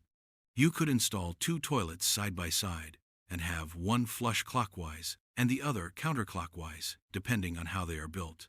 So why do people believe the myth? Partly because it sounds scientific. The Coriolis effect is real, and it is dramatic when seen in storms and satellite images. People enjoy applying big ideas to everyday life. The myth also spread through books, shows, and travel stories. Tourists are told they can prove they are in the southern hemisphere by watching the water swirl, but the demonstration is often manipulated for effect. The truth is that the Coriolis effect is too weak to influence something as small and fast as a toilet flush. It takes miles of moving air or water to show its true force. Toilets just do not meet that scale. This is a reminder of how fascinating science can be, but also how easy it is to misapply it. Not every system is affected equally. Not every cool fact works at every level. So the next time someone tells you to watch the toilet swirl for science, you can smile and tell them the real twist is in the plumbing, not the planet. Sugar doesn't cause diabetes directly. Imagine looking at a slice of cake and hearing a voice in your head whisper that eating it might give you diabetes. The idea is common, almost universal. Too much sugar equals diabetes. But like many health myths, the truth is more complex and more important to understand. Eating sugar does not directly cause diabetes. Type 1 diabetes is an autoimmune condition where the body attacks insulin-producing cells in the pancreas. It is not caused by diet or lifestyle. Type 2 diabetes is influenced by many factors, including genetics, weight, physical activity, and diet. But even here, sugar alone is not the direct cause. Type 2 diabetes happens when your body becomes resistant to insulin or stops producing enough of it. While eating large amounts of sugar can contribute to weight gain, and being overweight increases the risk of insulin resistance, it is not sugar itself that triggers the disease. You could eat large amounts of sugar and not get diabetes if other factors are balanced. Likewise, someone who avoids sugar could still develop diabetes due to genetic or hormonal reasons.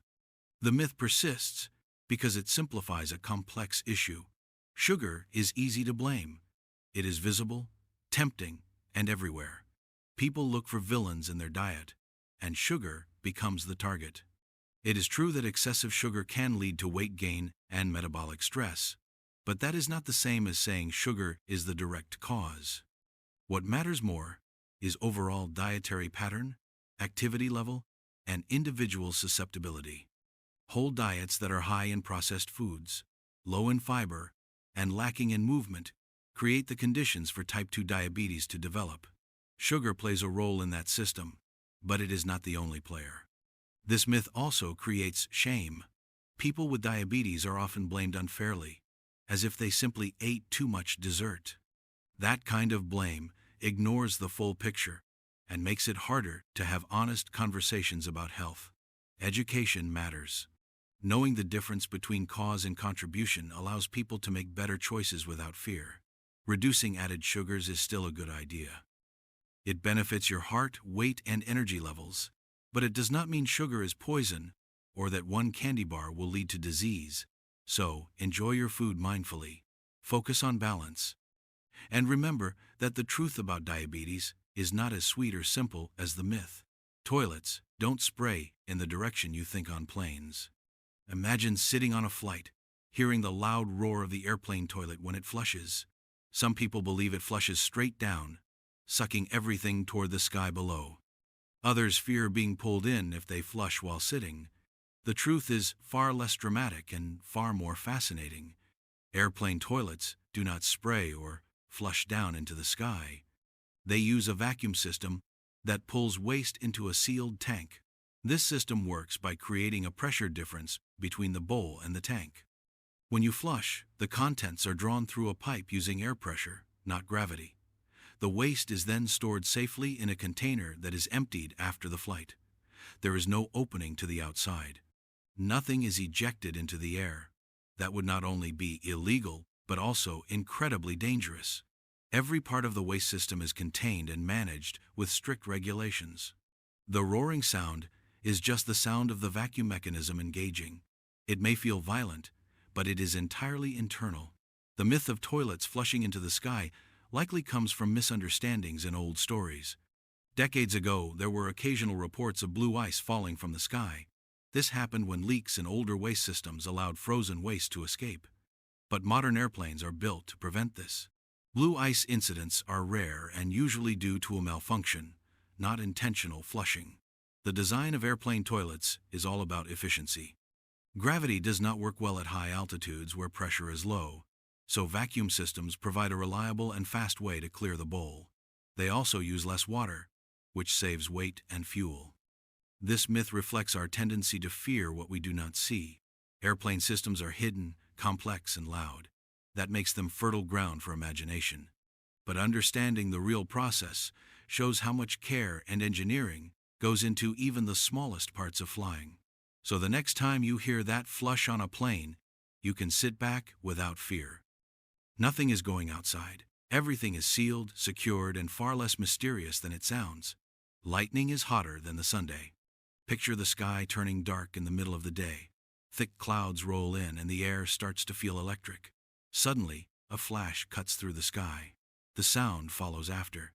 A crack that makes your chest vibrate. We have all seen lightning, but few truly understand how powerful it is. One of the strangest truths about lightning is that it is hotter than the surface of the Sunday. It feels unbelievable at first. After all, the Sunday is a massive ball of fire that gives life to our entire planet. How could something as brief and narrow as a lightning bolt reach a higher temperature? But that is exactly what happens. The surface of the Sunday reaches about 5,500 degrees Celsius. A bolt of lightning, during its split-second journey from cloud to ground, can reach up to 30,000 degrees Celsius. That is more than 5 times hotter.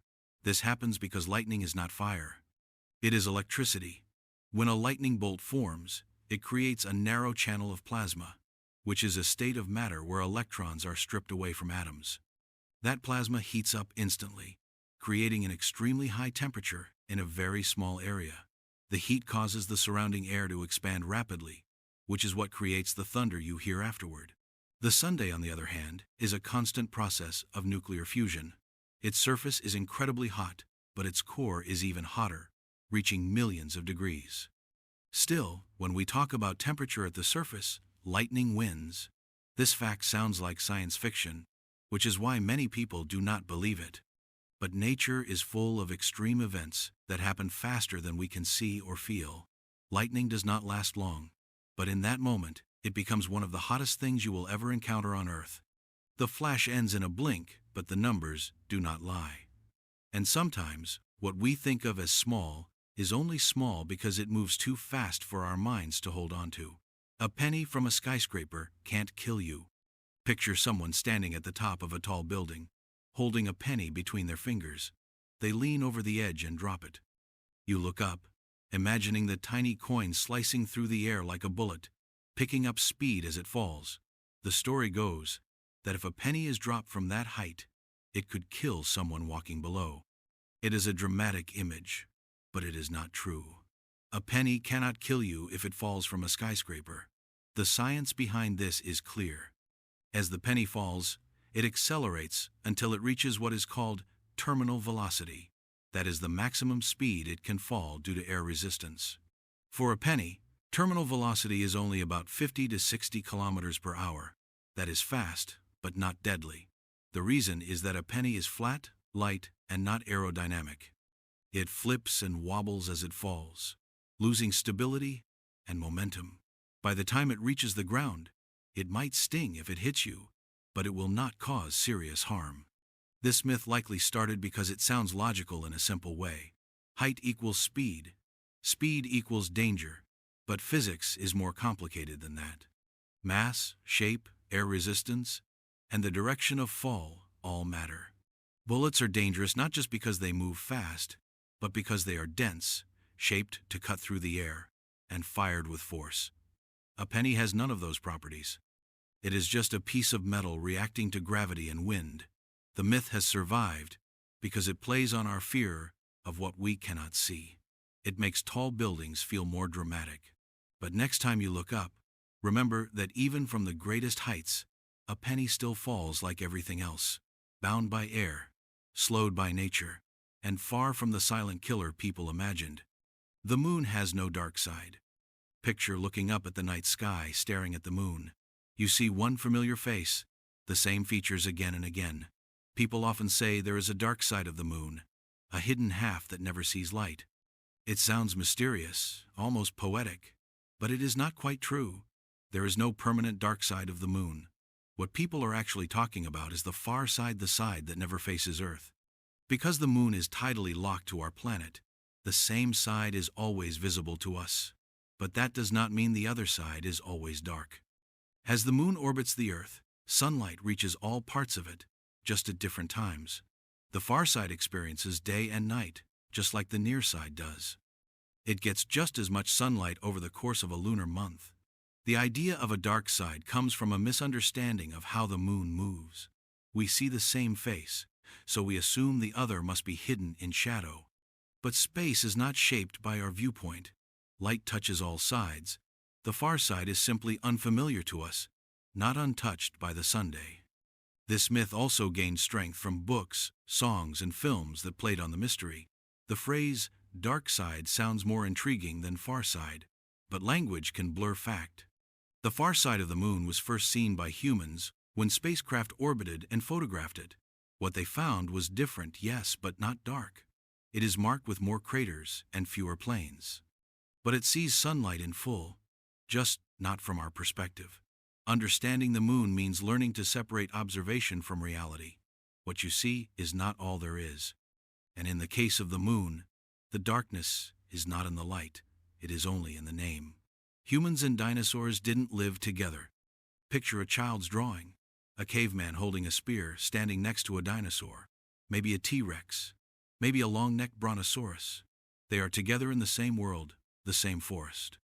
This image is everywhere in imagination, but it is completely wrong. Humans and dinosaurs never lived at the same time. Dinosaurs went extinct about 65 million years ago. Modern humans did not appear until about 300,000 years ago. That is a gap of over 60 million years. By the time the first humans walked the Earth, dinosaurs had already become part of the fossil record.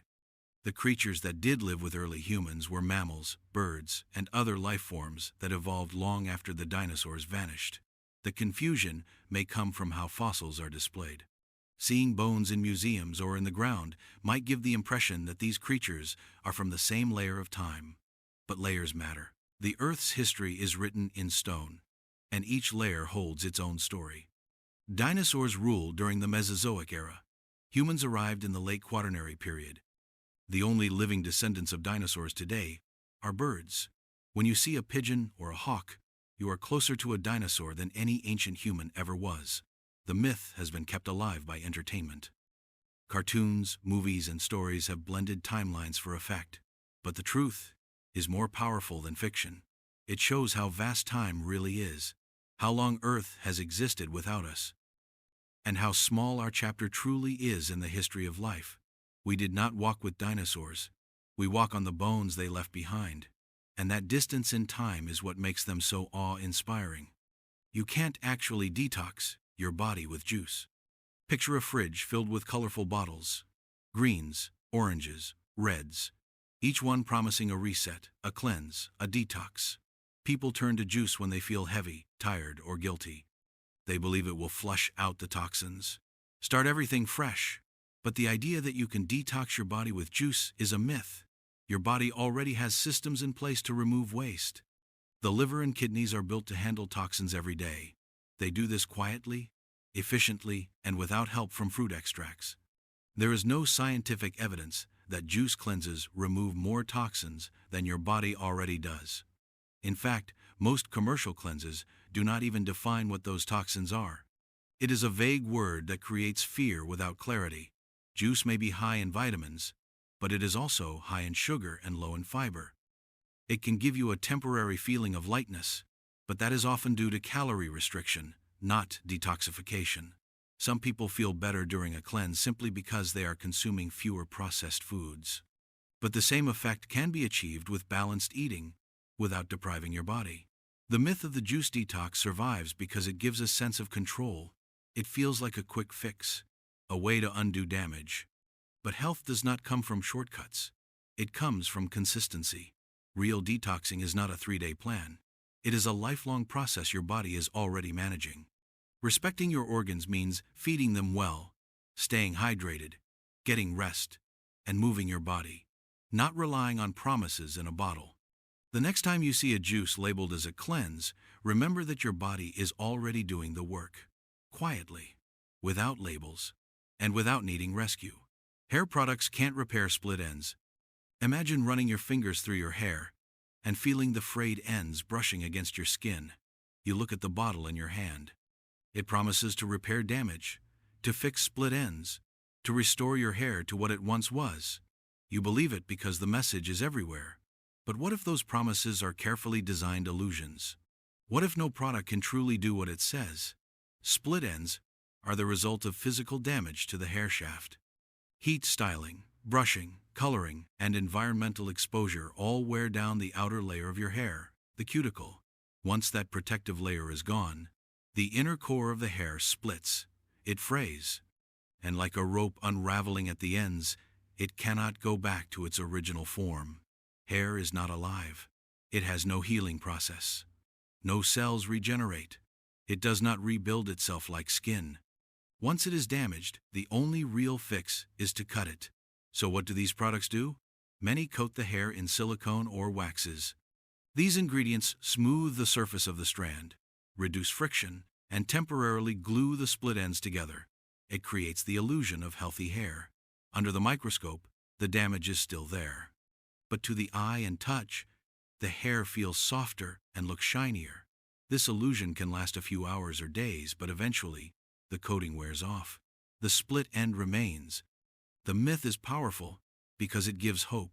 It promises that mistakes can be undone, that every scorched curl or overdyed highlight can be reversed. But real hair health is about prevention, not repair. It is about protecting the cuticle before it breaks. Regular trims, gentle handling, heat protection, and a balanced routine matter far more than any products promise. This is not to say that conditioners and treatments are useless. They can protect from further damage. They can make hair manageable and beautiful. But they are not miracle workers. They do not knit the strands back together. That story is a fantasy. Understanding this frees you. You no longer chase impossible results. You start caring for your hair with honesty. You make choices based on truth instead of advertising. And you realize that beauty is not about reversing time. It is about respecting the real structure of what you have. So the next time you see a bottle that says it repairs split ends, you can appreciate what it offers. But you no longer have to believe what it cannot do. Touching a baby bird won't make its mom abandon it. Picture a small bird fallen from a nest. It chirps softly on the ground. You reach out to help it, but someone nearby stops you. They say if you touch it, the mother will smell your scent and abandon it forever. It is a warning passed down through generations, but it is not true. It never was. Birds do not have a strong sense of smell. Most bird species rely on vision and sound, not scent, to identify their young. A mother bird will not detect human scent on her chick, and even if she did, that would not cause her to reject her baby. In fact, many birds are fiercely protective and will continue to care for their chicks even after minor disturbances. This myth likely came from a well-meaning desire to protect wildlife. People wanted children to leave baby animals alone, so they created a dramatic consequence to stop interference. But the fear it created stopped people from helping when help was truly needed. If you find a baby bird with feathers that is hopping on the ground, it is likely a fledgling learning to fly. Its parents are usually nearby, watching and feeding it. In this case, it is best to leave the bird alone and let nature take its course. But if the bird is featherless or clearly injured, returning it to its nest or a safe place can save its life. And yes, you can gently touch it if needed. The mother will not abandon it. Wildlife rehabilitators and bird experts have long known this. They handle birds daily. They return fallen chicks to nests. They observe how parents respond. The truth is, birds are not so fragile that a single touch will break the bond between mother and child. Their drive to care for their offspring is strong, even in the face of temporary human contact. This myth reflects our deeper misunderstanding of animals. We imagine them as mysterious and easily disturbed. But nature is not that fragile. It is resilient, it is adaptable, and sometimes it needs our help. So the next time you see a baby bird and want to help, do not let fear stop you. Learn what kind of help is right. And know that your touch, when guided by care and knowledge, will not cause harm. Blood isn't always red. Imagine watching a film where a sword is drawn, and blood spills out in a dramatic red stream. Red is the color we associate with life, injury, and everything happening inside our veins. But what if the color of blood is not always what you think? What if that deep red shade is only one version of a much more complex story? Human blood is red because of hemoglobin, the protein in red blood cells that carries oxygen. When hemoglobin binds with oxygen, it turns a bright red color. When it has less oxygen, it becomes darker, almost burgundy. But even deoxygenated blood is still red. It is never blue, even though veins can look blue under your skin. That blue appearance is caused by how light interacts with your skin and tissues, not by the actual color of your blood. In other species, blood can look entirely different. Some animals use different molecules to carry oxygen. For example, some marine animals like horseshoe crabs use copper-based hemocyanin instead of iron-based hemoglobin. Their blood is blue. Certain worms and mollusks have green blood due to a molecule called chlorocruorin. Others, like some sea cucumbers, have blood that is yellow. And ice fish in Antarctica have clear or white blood due to a lack of hemoglobin altogether. These differences show how nature finds diverse solutions to the same problem. Life evolved multiple ways to move oxygen through a body. Red blood is common, but not universal. It is a reminder that what is normal to us is only one version of what exists. The myth that blood turns blue inside your veins probably comes from early anatomy illustrations and the color of veins under light skin. But this was always a visual illusion. Medical science has since confirmed, through direct observation, that blood is always some shade of red in humans. Understanding this helps us appreciate the invisible complexity of our bodies. It also reminds us that nature does not play by human rules. It explores many options. It invents new paths. So while red may be the color of life for us, it is not the only color life can be. GPS doesn't use the internet. Imagine opening a Maps app on your phone in the middle of nowhere. You are far from towers and Wi-Fi, but somehow, your phone still knows exactly where you are. People often think GPS needs the internet, but it does not. It never has. GPS, or Global Positioning System, works using satellites. There are over 30 satellites orbiting Earth, constantly sending out signals. Your GPS receiver, whether in a phone or car, picks up signals from at least 4 of them at a time. By calculating how long each signal took to reach you, it can determine your exact location using a process called trilateration. This system does not need the internet. The satellites do not use data. They simply send out timing information, and your device does the rest. That is why GPS can work on airplane mode or in remote areas with no signal. The location service runs independently of your connection to the web. However, what the internet does provide is map data. The GPS knows your coordinates, but without internet access, it may not be able to load a map to show where you are. That is why apps sometimes show a blue dot on a blank screen. The positioning is accurate. The map just cannot load. Some apps allow you to download maps in advance, letting GPS function completely offline. The myth that GPS needs the internet likely comes from how we use it. Most people access location services through apps that combine GPS with online data. Traffic updates, place reviews, and real-time navigation rely on internet connections. But the core positioning system is offline. It has been that way since it was designed for military use. This misunderstanding reflects a bigger theme in technology. We often forget how many systems work together behind the scenes. We see a result and assume one tool did all the work.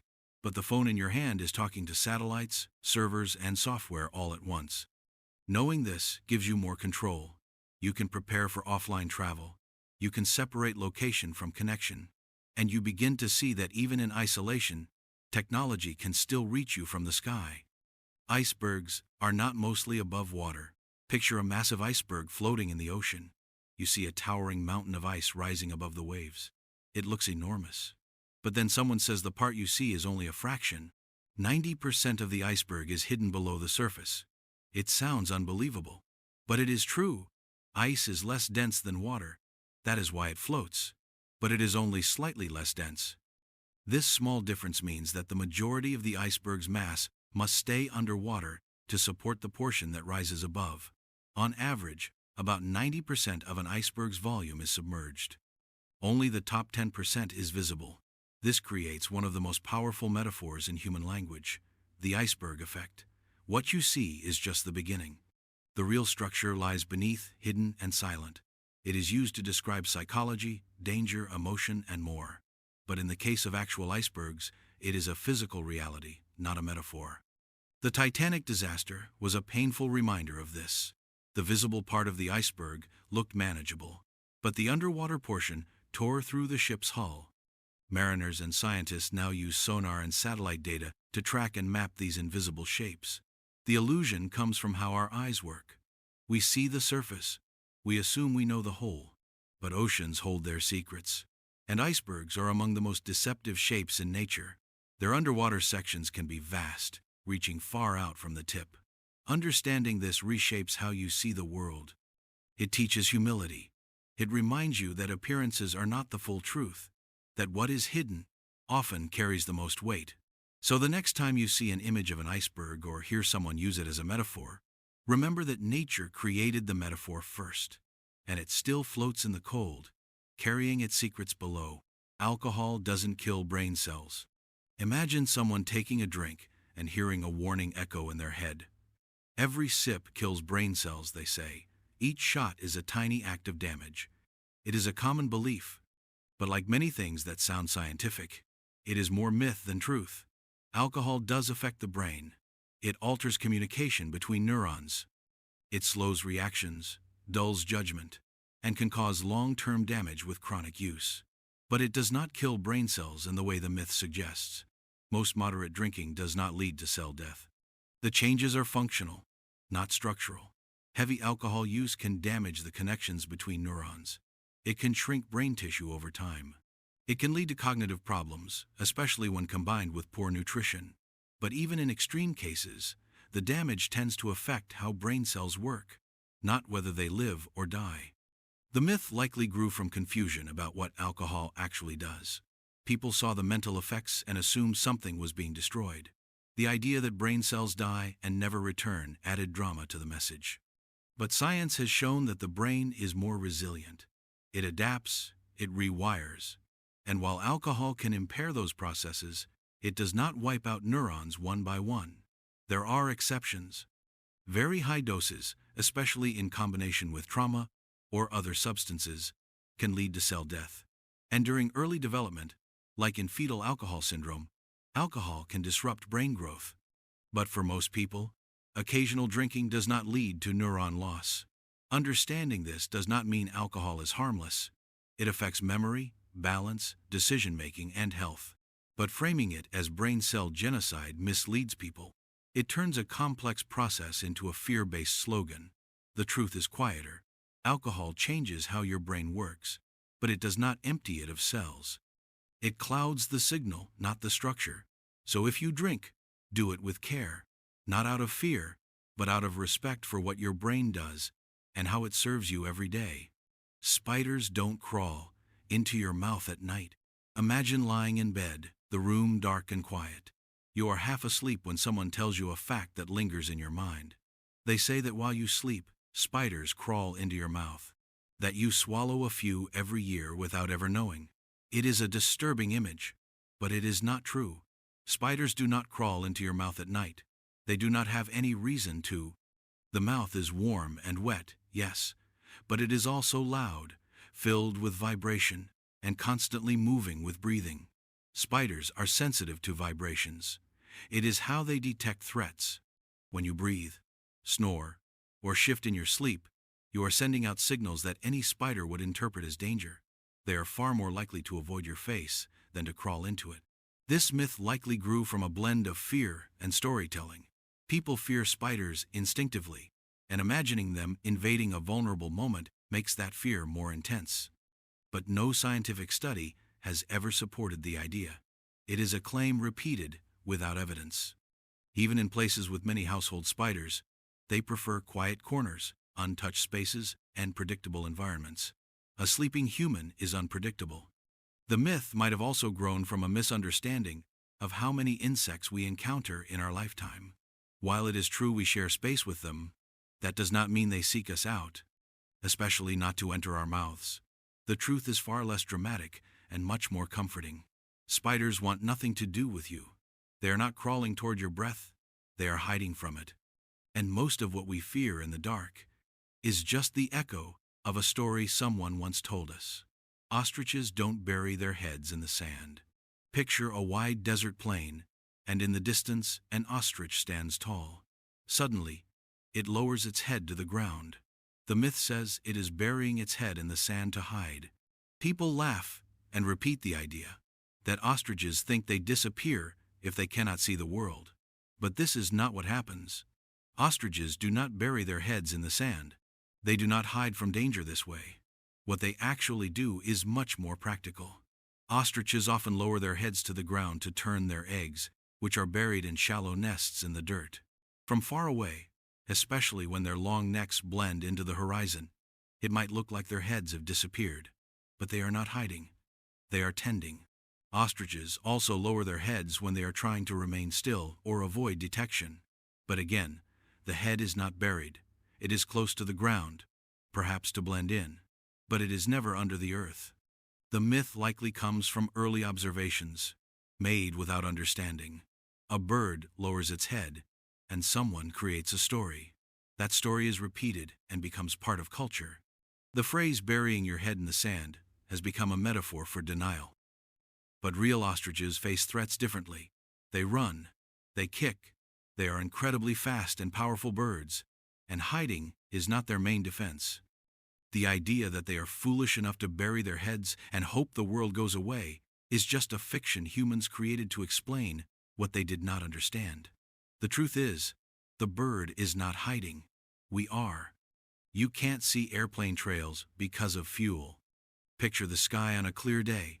High above, a plane passes, and behind it, a long white trail stretches across the blue. Someone points up and says that is pollution. That is fuel in the air. But the white trails behind airplanes are not fuel. They are not smoke or exhaust in the way most people imagine. Those trails are mostly made of water.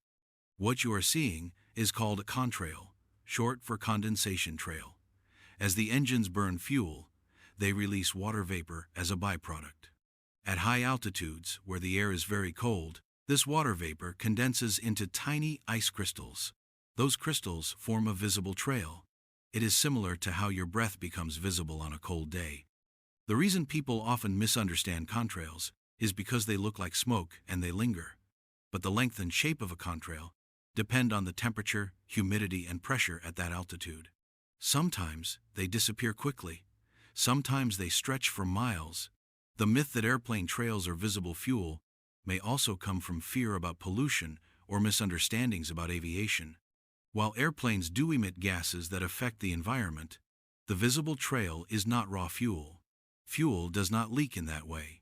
If it did, a plane would be in danger. The white lines are part of a natural process involving combustion and condensation, not a sign of something leaking or burning wrong. The sky holds many things we only see in pieces. But when we stop and understand the science, we learn to see the full picture. Not just lines in the air, but trails of water frozen in motion. Body heat isn't lost through your head alone. Picture someone bundled up in the cold. They wear a jacket, gloves, boots, and a hat. The hat, they say, is the most important part, because you lose most of your body heat through your head. But that belief is not entirely accurate. You do not lose most of your heat through your head alone. You lose heat from whatever part of your body is exposed. The myth likely began with older military studies that measured heat loss in people who were bundled everywhere except for the head. Of course, in that scenario, the head accounted for more heat loss. But that does not mean the head is special in this regard. It just means it was the only part left uncovered. If you walked around without pants, you would lose most of your heat through your legs. Heat escapes from all parts of the body, depending on how much skin is exposed and what that skin is touching. The head does play a role, yes. It has a lot of blood vessels and is usually uncovered. But it is not a magical heat escape route. Covering your head helps, but it is one part of the whole system. Believing the head is the only important part to insulate might make people neglect their hands, feet, or core, which can be just as vulnerable. The body works together to stay warm. No one part does it alone. And the myth, while well-meaning, hides the complexity of how we stay balanced in cold environments.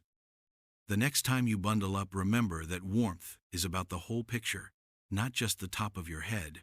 Your eyes don't pop out if you sneeze with eyes open. Picture someone about to sneeze.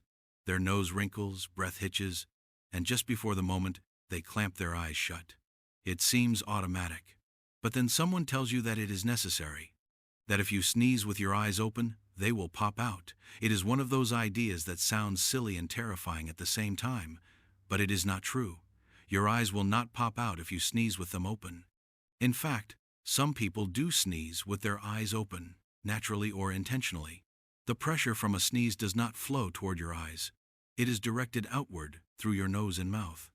The reason people close their eyes when they sneeze is because of a reflex. It is part of the involuntary action of sneezing, like blinking or flinching, but it is not essential. The muscles around your eyes are strong, and they hold your eyes in place. The structure of the skull, the connective tissues, the positioning of the muscles, all of it keeps your eyes secure. Even during a powerful sneeze, which can send air flying out of your nose at high speed, the internal pressure does not go behind your eyeballs. The myth probably survived because sneezing is a dramatic and somewhat uncontrolled moment. It feels like something big is happening, and we fill the gap in understanding with dramatic guesses. The idea of eyeballs popping is memorable.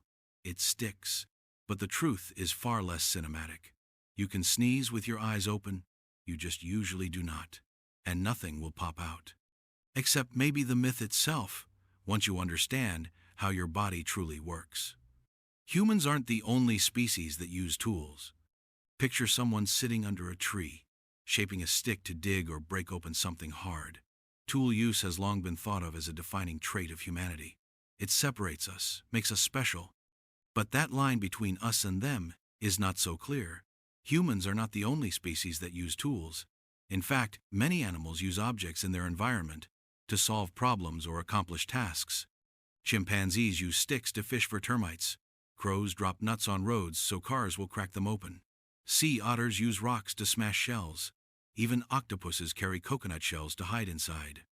Tool use is found in creatures across land, sea, and air. What defines a tool is not the shape or material, but the intent. It is when an object is used to achieve a goal. For a long time, people believed only humans had this capacity, but research has shown otherwise. Intelligence expresses itself in many forms. Problem-solving, planning, even teaching can be found in animals that we once thought of as purely instinctual. The myth of exclusive human tool use survived because it gave us comfort. It made us feel unique. But uniqueness does not always mean superiority. It means variation. We are part of nature, not above it. And the more we watch animals closely, the more we realize they are not mindless. They are curious. They learn. They adapt. The tools they use may be simple, but the thoughts behind them are not. They are reminders that we are not alone in complexity, that wisdom takes many shapes, and that hands are not the only thing that can hold ideas. Sugar isn't the only cause of cavities. Imagine unwrapping a candy and hearing a familiar warning echo in your mind. If you eat too much sugar, you will get cavities. The advice is repeated so often that it becomes a rule. Sugar causes cavities. End of story. But what if the truth is more complicated? What if sugar is not the only cause, and sometimes not even the main one? Cavities form when certain bacteria in your mouth break down carbohydrates and produce acid as a byproduct. This acid erodes the enamel, the hard outer layer of your teeth, and if left unchecked, it creates tiny holes. Sugar feeds these bacteria, but it is not alone in doing so. Any fermentable carbohydrate can fuel them. That includes bread, pasta, fruit, crackers, and even rice. It is not just about candy.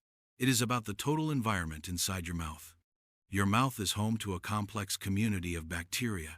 Some are helpful, while others are harmful.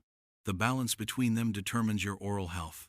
When you eat, especially foods that stick to your teeth, the harmful bacteria get to work, turning sugars and starches into acid. This acid attack can last up to 30 minutes after you finish eating.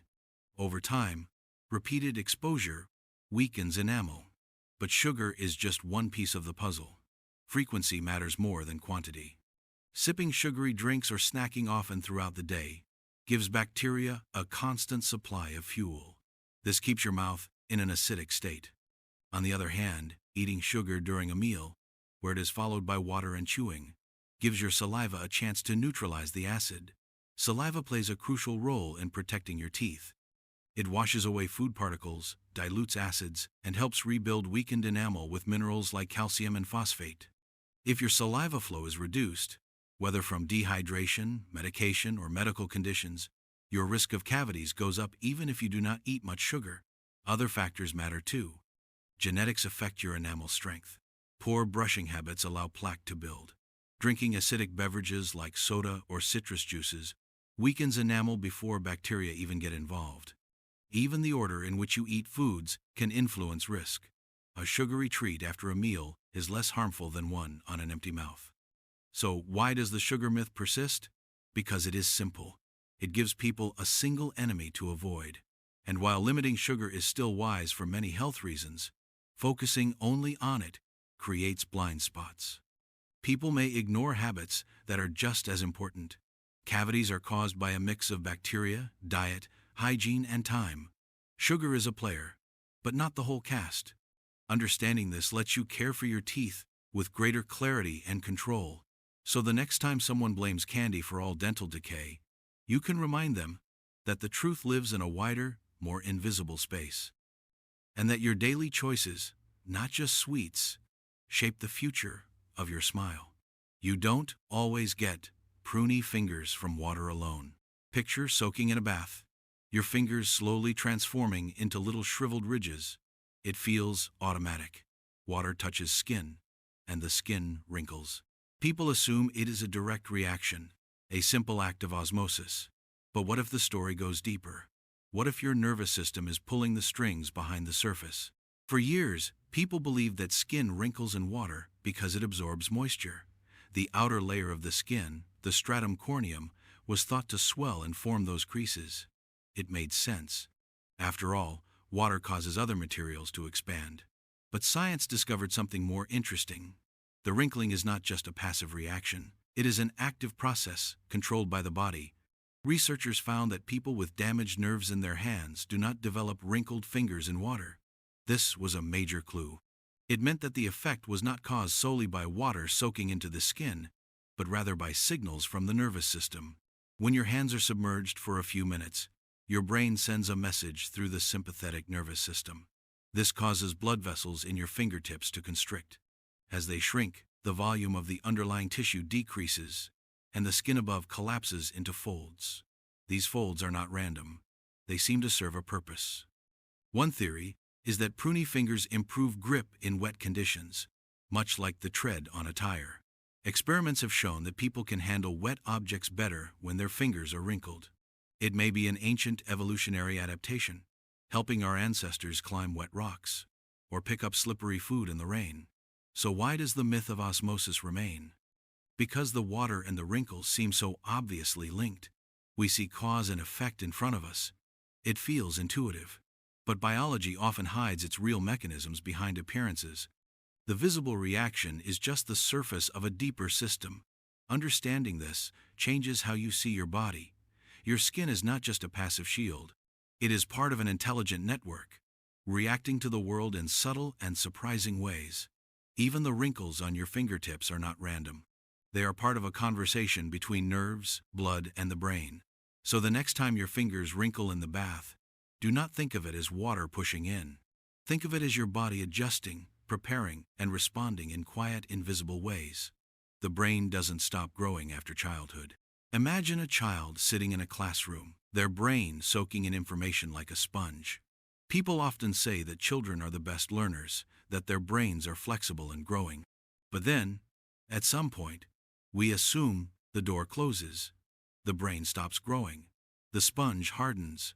But what if that idea is just a leftover myth from an old era of science? For a long time, it was believed that the brain developed rapidly in childhood and then stopped. That after a certain age, no new brain cells formed. No new structures emerged. Only decline remained. But research in recent decades has overturned that view. The brain continues to grow, adapt, and change throughout life. One of the most groundbreaking discoveries was neuroplasticity. This is the brain's ability to reorganize itself by forming new connections between neurons. Every experience, every skill, every memory alters the structure of the brain. Learning a new language, playing an instrument, even recovering from injury can all reshape your brain. These changes are not limited to children. They happen at every stage of life. Another key finding was adult neurogenesis, the birth of new neurons in certain parts of the brain, especially the hippocampus, which is involved in memory and learning. While the rate of new cell growth is lower than in children, it still occurs, and it can be influenced by lifestyle. Physical activity, mental stimulation, and social interaction can all enhance brain growth.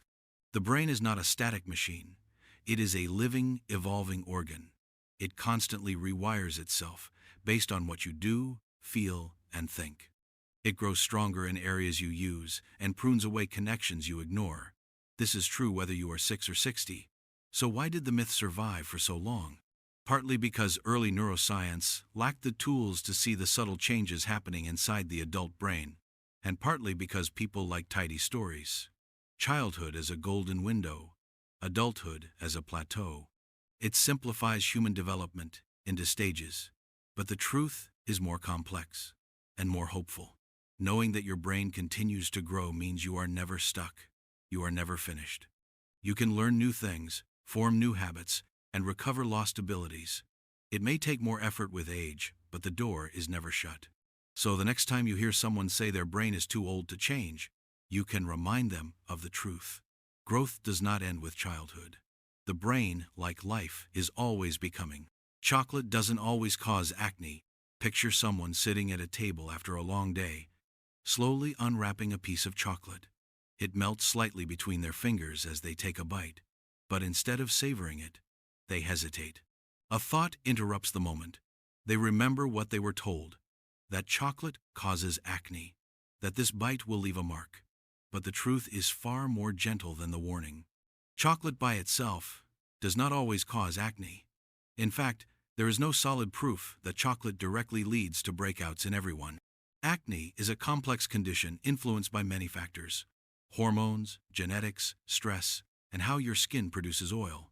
Food can play a role, but it is rarely the food alone. Often, it is not even the chocolate that causes concern, but what comes with it. Many chocolate products are high in sugar and dairy. Both of these ingredients have been studied for their possible links to acne, especially in people who are already prone to skin issues. But even these links are not guaranteed.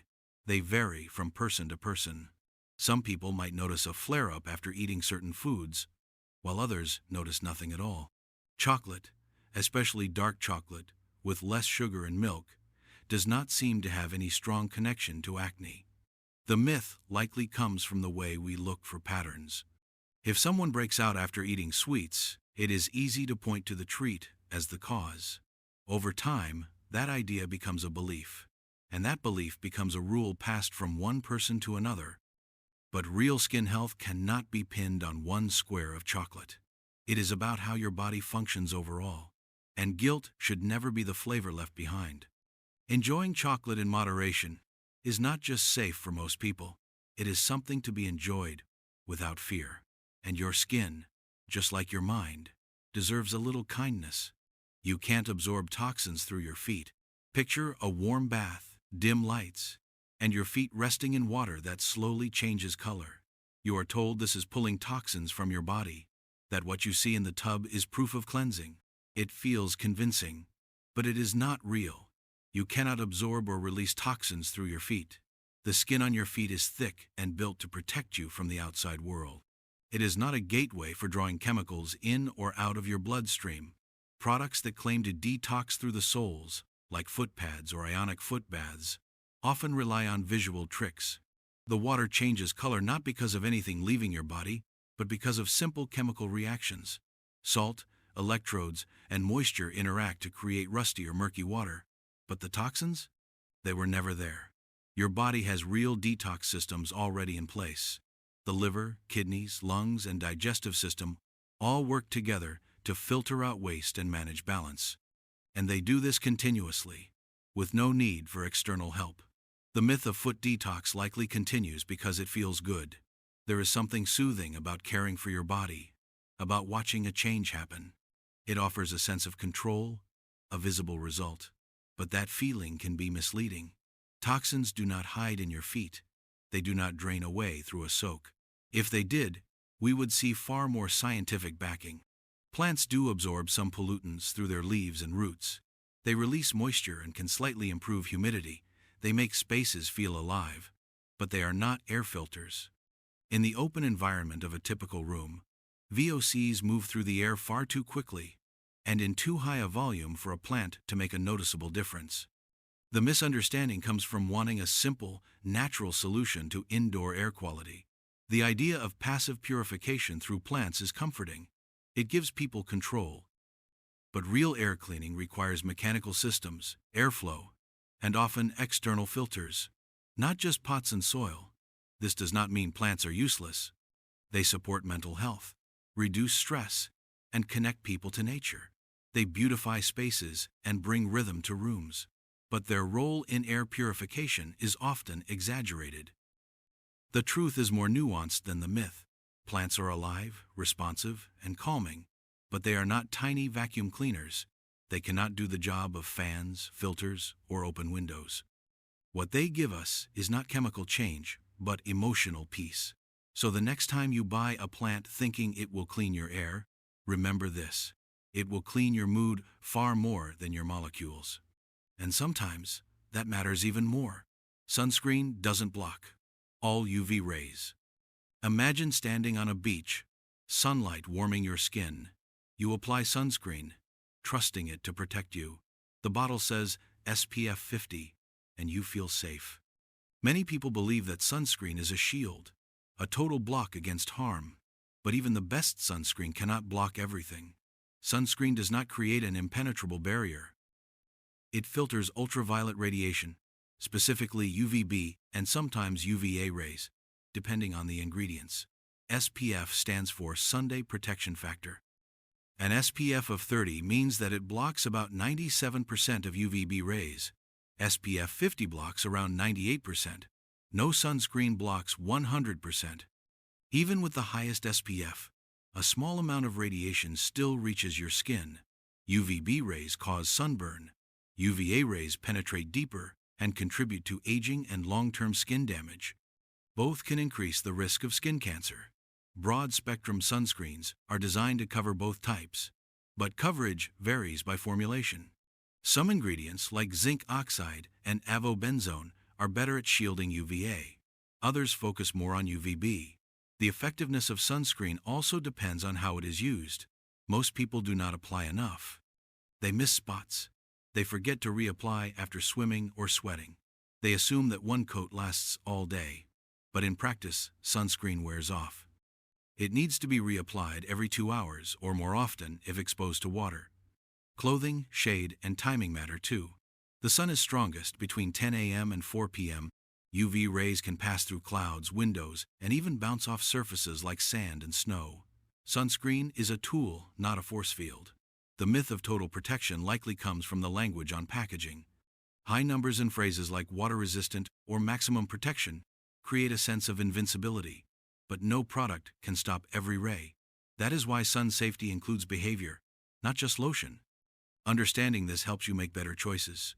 You learn to see sunscreen as part of a broader strategy. Not a cure, but a companion. You wear hats. You seek shade. You watch the clock. So the next time you step outside, remember that sunscreen is a filter, not a wall, and protection comes not just from what you wear, but from what you understand. Antibiotics don't work on viruses. Imagine someone sneezing, coughing, visiting a doctor and asking for antibiotics. They want to feel better fast. They believe antibiotics can fix anything. But if the illness is caused by a virus, the antibiotic will do nothing. It will pass through the body without touching the real problem.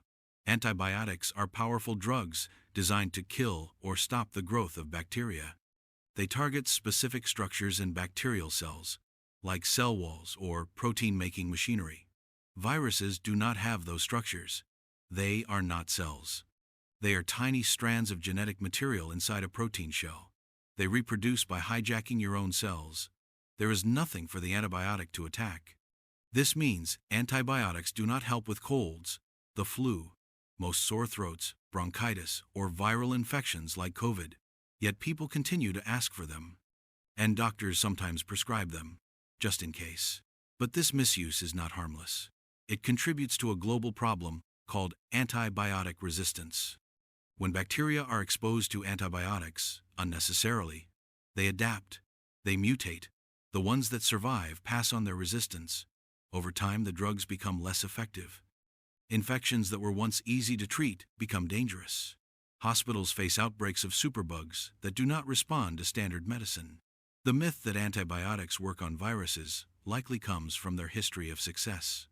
People remember taking antibiotics and feeling better, but often, the illness was going to resolve on its own. The drug was not the reason. The timing was just coincidental. Or the illness was bacterial, and the drug did help. But the pattern created a false belief that antibiotics are general-purpose cures. Education helps break this cycle. Understanding what antibiotics do makes people more careful. It helps you ask better questions. It reminds you that rest, fluids, and time are often the best medicine for viral infections. There are antiviral drugs for certain viruses, but they work differently, and they are used only in specific cases. Most viral infections run their course with support from your immune system. So the next time you feel sick, pause before reaching for a prescription. Ask whether it is bacterial or viral. Ask whether the medicine fits the cause. And remember that the best defense is knowledge, not habit. You can't cure a hangover with more alcohol. Picture waking up after a night out, your head heavy, the light too sharp, your stomach unsure of what it wants. Someone hands you a drink and says it will help. Hair of the dog, they call it. A small dose of what hurt you. It sounds clever, like fighting fire with fire. But alcohol does not cure a hangover. It only delays it. A hangover is your body's reaction to the toxins left behind after alcohol has been processed. Your liver breaks alcohol down into acetaldehyde, a compound far more toxic than alcohol itself. Your body fights it off with enzymes and time, Meanwhile, alcohol also dehydrates you, disturbs your sleep, irritates your stomach lining, and throws off your blood sugar levels. The result is not one problem, but many small ones layered together. Drinking more alcohol in the morning temporarily numbs the discomfort because it acts as a depressant. It masks the symptoms, dulls your awareness, and delays the full hangover cycle. But once that alcohol wears off, the effects return, sometimes even stronger. The idea of curing a hangover with more alcohol persists because it appears to work in the moment. But it is not a cure. It is an avoidance. The only real remedies are rest, hydration, and time. Water helps your kidneys clear out the remaining byproducts. Food helps stabilize your blood sugar. Sleep lets your body recover. The myth continues because people want quick fixes. And stories, even when they are wrong, often spread faster than science. But your body remembers the truth, even when your mind looks for shortcuts. Healing is not in the next drink. It is in the choice not to add more to what your system is already working to fix. Humans don't have the most DNA. Picture the complexity of a human being, the thoughts, the emotions, the creativity.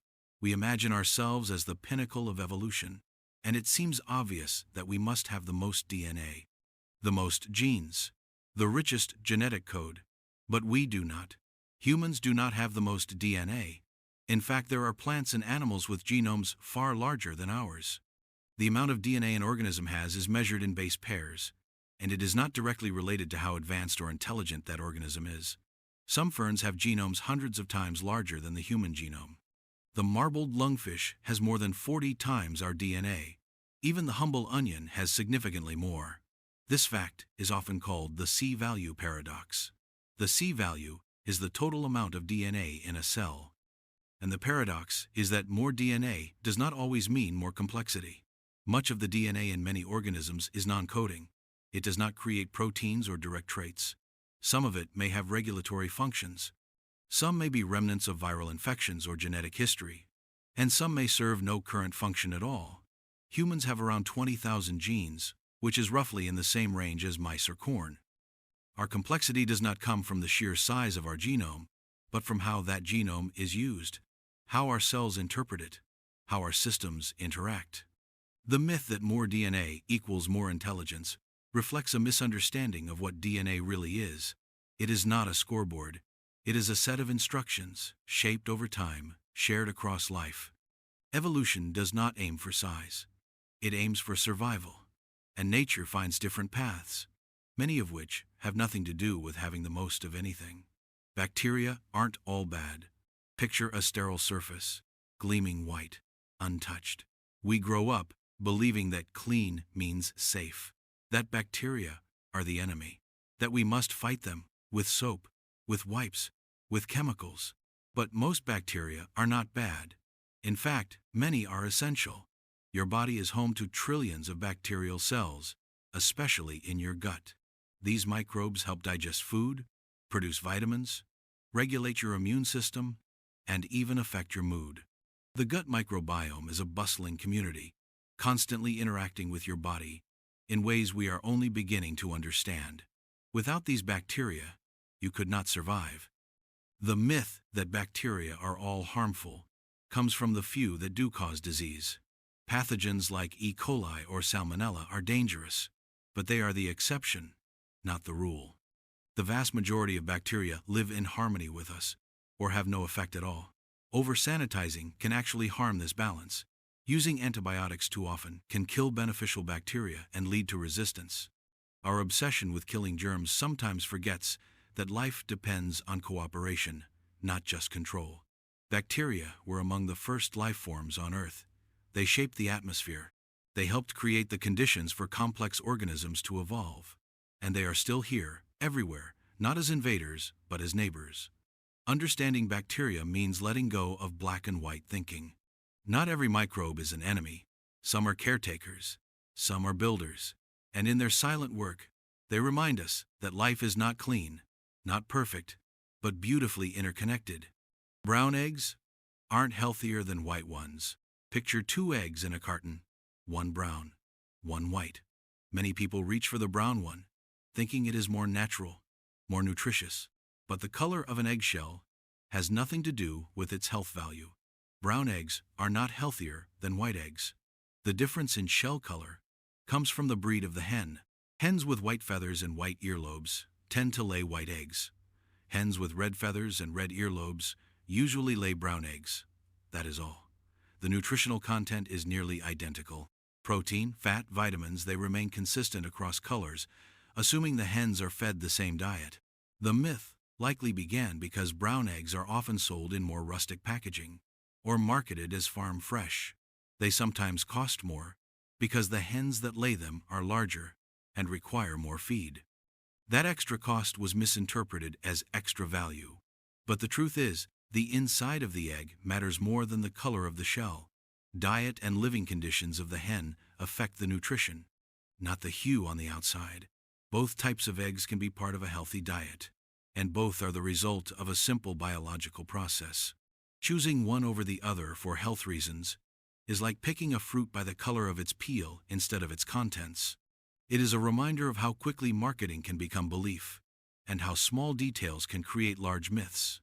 The shell may change, but the egg remains the same. Fortune cookies aren't Chinese. Picture the end of a meal at a Chinese restaurant. The server brings a small cookie, crisp and folded, with a slip of paper inside. A fortune, a saying, a number. You crack it open and smile. It feels like tradition, but fortune cookies are not Chinese. They were invented in the United States. The modern fortune cookie likely originated in California in the early 1900s, possibly in San Francisco or Los Angeles. Japanese immigrants had been making similar cookies with folded messages long before that. During World War II, Japanese Americans were sent to internment camps. Chinese restaurants then adopted the cookie, and it became widely associated with Chinese cuisine in America. In China, fortune cookies are almost unheard of. They are often seen as an American curiosity, not a cultural staple. The myth exists because we associate food with origin. We believe what is served reflects where it came from. But cuisine is often a mix of adaptation, migration, and reinvention. Fortune cookies are a product of that blending. A sweet, harmless example of how cultures overlap and evolve. They are not lies. They are symbols of connection, of creativity. And while they may not come from ancient Chinese traditions, they carry something just as valuable: the story of how people bring pieces of themselves into new lands and new lives. Sometimes the fortune is not in the cookie. It is in the journey the cookie took to reach your table. You don't burn more fat on an empty stomach. Picture someone jogging early in the morning, stomach empty, believing they are unlocking a secret to faster fat loss. The myth says that working out without eating first will force your body to burn fat. It sounds logical. No food in your system means the body must use its own reserves. But the truth is more layered, and the story of how your body burns energy is more complex than a single moment. When you exercise, your body uses a combination of carbohydrates and fat for fuel. The ratio depends on intensity, duration, and availability. When you are fasted, your body does increase the percentage of fat used during low-intensity exercise, but that does not mean you are burning more total fat overall. What matters is not the fuel you use during the workout, but the net change over the course of the day. Eating before exercise can improve performance, which allows you to train harder, longer, and more effectively. That burns more calories and builds more lean muscle. In the long term, this leads to better fat loss results. Fasted training can work for some people, but it is not a magic bullet. It is not superior by default. And for some, it can cause dizziness, fatigue, or reduced endurance. Your body is constantly adjusting fuel sources. It stores energy as glycogen in muscles and liver. It stores fat in tissues. And it uses both throughout the day depending on needs. When you burn fat during fasted cardio, your body may just switch to burning more carbs later, balancing things out. The idea that fat burned in one moment equals long-term fat loss is misleading. The myth likely persists because it simplifies something difficult. Weight loss and metabolism are complicated. People want clear answers. But the truth is that consistency, total calorie balance, and sustainable habits matter more than the timing of your meals. Fasted workouts are an option, not a necessity. Some people feel better training on an empty stomach. Others perform worse. The best approach is the one that fits your body, your goals, and your routine. So the next time someone tells you that fasted cardio is the key to burning fat, you can remind them that the body is not so easily tricked. It is not about one moment. It is about the rhythm of your choices over time. A vaccine can't give you the disease. Imagine someone hesitating in a clinic, afraid that the vaccine they are about to receive might actually make them sick. It is a fear shared by many, especially when they hear about side effects. The idea that vaccines give you the disease they are meant to prevent is common, but the reality is more careful, more controlled, and far safer than the myth suggests. Vaccines are designed to train your immune system. They introduce a small, harmless part of a virus or bacteria into your body so that your immune system learns to recognize and fight it. This could be a killed virus, a weakened form, or a piece of its genetic code. It is not the full pathogen. It cannot reproduce. It cannot take over your cells the way the real disease does. Some vaccines, like the flu shot or the COVID mRNA vaccines, do not contain any live virus at all. They use instructions to help your cells create a harmless protein that triggers an immune response. This cannot cause infection. Other vaccines use a very weak form of the virus, one that has been altered so it cannot cause illness in healthy people. These live attenuated vaccines are used for diseases like measles or chickenpox, and they are safe for most people. What people often confuse with illness is the immune response. After vaccination, your body may produce symptoms like fever, soreness, or fatigue. These are signs that your immune system is working, not that you are infected. Your body is building defenses. It is preparing for the future. It is not under attack. The myth likely comes from timing. Someone gets a vaccine and then catches a cold. They blame the vaccine. But correlation is not causation. Illnesses circulate all the time, and coincidence can create confusion. Vaccines save millions of lives. Instead, what we find are marketing claims that promise too much with too little truth.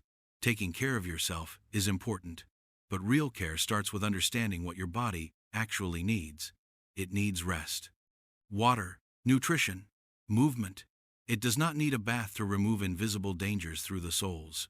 The real cleanse is already happening, every minute, inside you. Hair doesn't turn gray overnight. Picture someone waking up and looking in the mirror, only to find their hair has turned gray. It is a dramatic image, a moment of shock, and there are stories that say it can happen. That stress or fear can turn your hair gray overnight. But this image, while haunting, does not reflect how the body works. Hair does not turn gray in one night. The color of your hair is controlled by pigment-producing cells called melanocytes.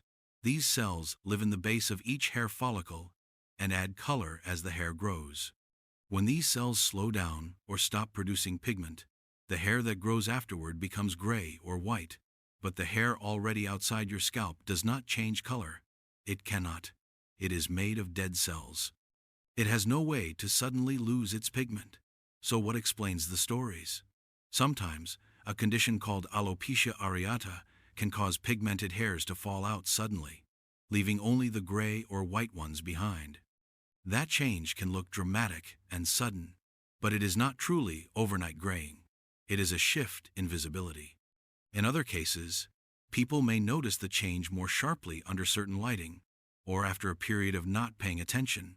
But biologically, the change is gradual. Stress can play a role over time.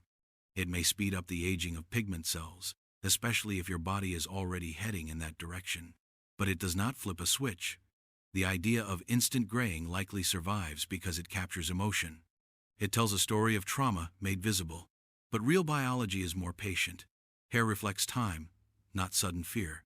And while stress may shape the path, it does not color the strand in a single night. The truth may be less dramatic, but it is more rooted in the way the body gently changes. One day, one cell, one strand at a time. You don't need to wait an hour after eating to swim. Picture a summer afternoon and a child finishing lunch before running toward the pool. But someone stops them. Wait, they say. You have to wait an hour after eating before swimming. Otherwise, you will get cramps. You could drown. It is advice passed down like law, but it is not necessary. You do not need to wait an hour after eating to swim. This idea likely began from a basic truth. When you eat, your body directs more blood toward your digestive system. The concern was that this would leave less blood for your muscles and increase the chance of cramps during physical activity. But your body is capable of handling both. It adjusts blood flow based on needs. And light to moderate swimming does not place so much demand on the body that digestion becomes dangerous. Cramps can happen, yes, but they are not caused by eating alone. Dehydration, fatigue, or overexertion are more common reasons. In fact, studies have shown no significant increase in drowning or accidents due to swimming after meals. The myth stuck around because it sounds cautious. It gives a rule, something easy to follow. And sometimes, after a big meal, you may naturally want to rest. But that is about comfort, not safety. If you feel full, you can wait. But you are not at risk simply because you ate. Children especially hear this rule, and it becomes part of how they view food and activity. But clearing up the myth helps teach that the body is adaptable. It is strong, responsive, and capable. Swimming is safe after eating for most people, especially when done gently. And sometimes, letting go of old warnings opens up more room to enjoy the moment, the water, and the sun. Dinosaurs weren't all reptiles. Picture a roaring dinosaur in your mind. It probably has scales.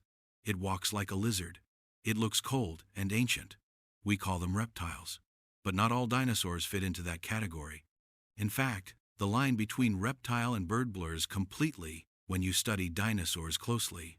Many dinosaurs were not like the reptiles we see today. Some had feathers. Some had warm blood. Some behaved more like birds than like lizards. The idea that all dinosaurs were giant, cold-blooded reptiles is outdated. It began when the first fossils were discovered, and scientists drew comparisons to the closest animals they knew, reptiles. The bones looked similar. The size was shocking. And the term dinosaur was born from that comparison. But as more fossils were found, especially those with impressions of feathers, the story changed. We now know that birds evolved from a group of dinosaurs known as theropods. Creatures like the velociraptor were covered in feathers, and their bone structure closely resembles modern birds. The connection is so strong that many scientists consider birds to be living dinosaurs. So not only were some dinosaurs not typical reptiles, some of them are still alive in a new form. The myth survives because early images of dinosaurs have stuck in popular culture. Films, books, and museums for decades showed them as giant lizards. But science continues to move forward. The reality is more diverse and more beautiful than we imagined. Dinosaurs came in all shapes and sizes. Some were scaly, some were fluffy, some hunted, some nested. They were not a single category, but a wide family of creatures, some of whom left a legacy that still sings in the trees today. To understand them better, we have to let go of old labels and see what evolution has carefully carried forward. GPS signals don't come from cell towers. Imagine standing in the middle of a quiet forest with no signal bars on your phone. Yet somehow, your GPS still knows exactly where you are. You follow a trail on your map even though your phone has no internet access and no cell service. Most people assume that GPS must work through cell towers, but the truth comes from far above. GPS signals do not come from cell towers. They come from satellites orbiting high above the Earth. These satellites constantly send out signals that include their precise time and location. Your GPS device listens to signals from at least 4 of them and calculates how long each signal took to reach you. Using this time difference, your location on the planet is triangulated. This process is known as trilateration, and it is entirely independent of your mobile network. You do not need data. You do not need a SIM card. What you need is line of sight to the sky. That is why GPS works in the middle of nowhere, on mountains, at sea, and even in airplanes. Your device is not talking to a tower. It is listening to space.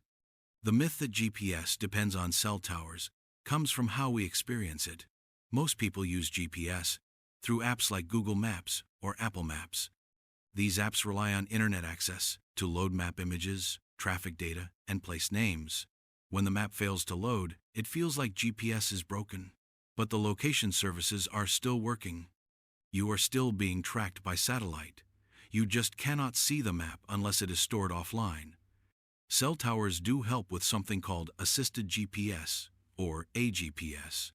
This speeds up the initial connection to satellites, especially in cities or indoors where signals can bounce or become weak.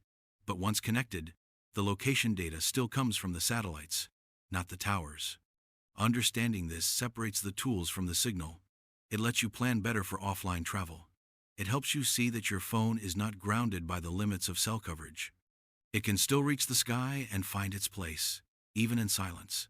So the next time someone says GPS only works with signal, you can show them otherwise. You are not being guided by towers. You are being guided by the stars. Houseplants don't clean air effectively. Picture a sunny room with leafy green houseplants soaking up the light. You have heard that plants clean the air, that they absorb toxins and release fresh oxygen. It is a beautiful idea, and one that has been repeated endlessly. But how much of it is actually true? The story began with a NASA study in the late 1980s. Researchers tested how well certain plants could remove volatile organic compounds, or VOCs, from sealed containers.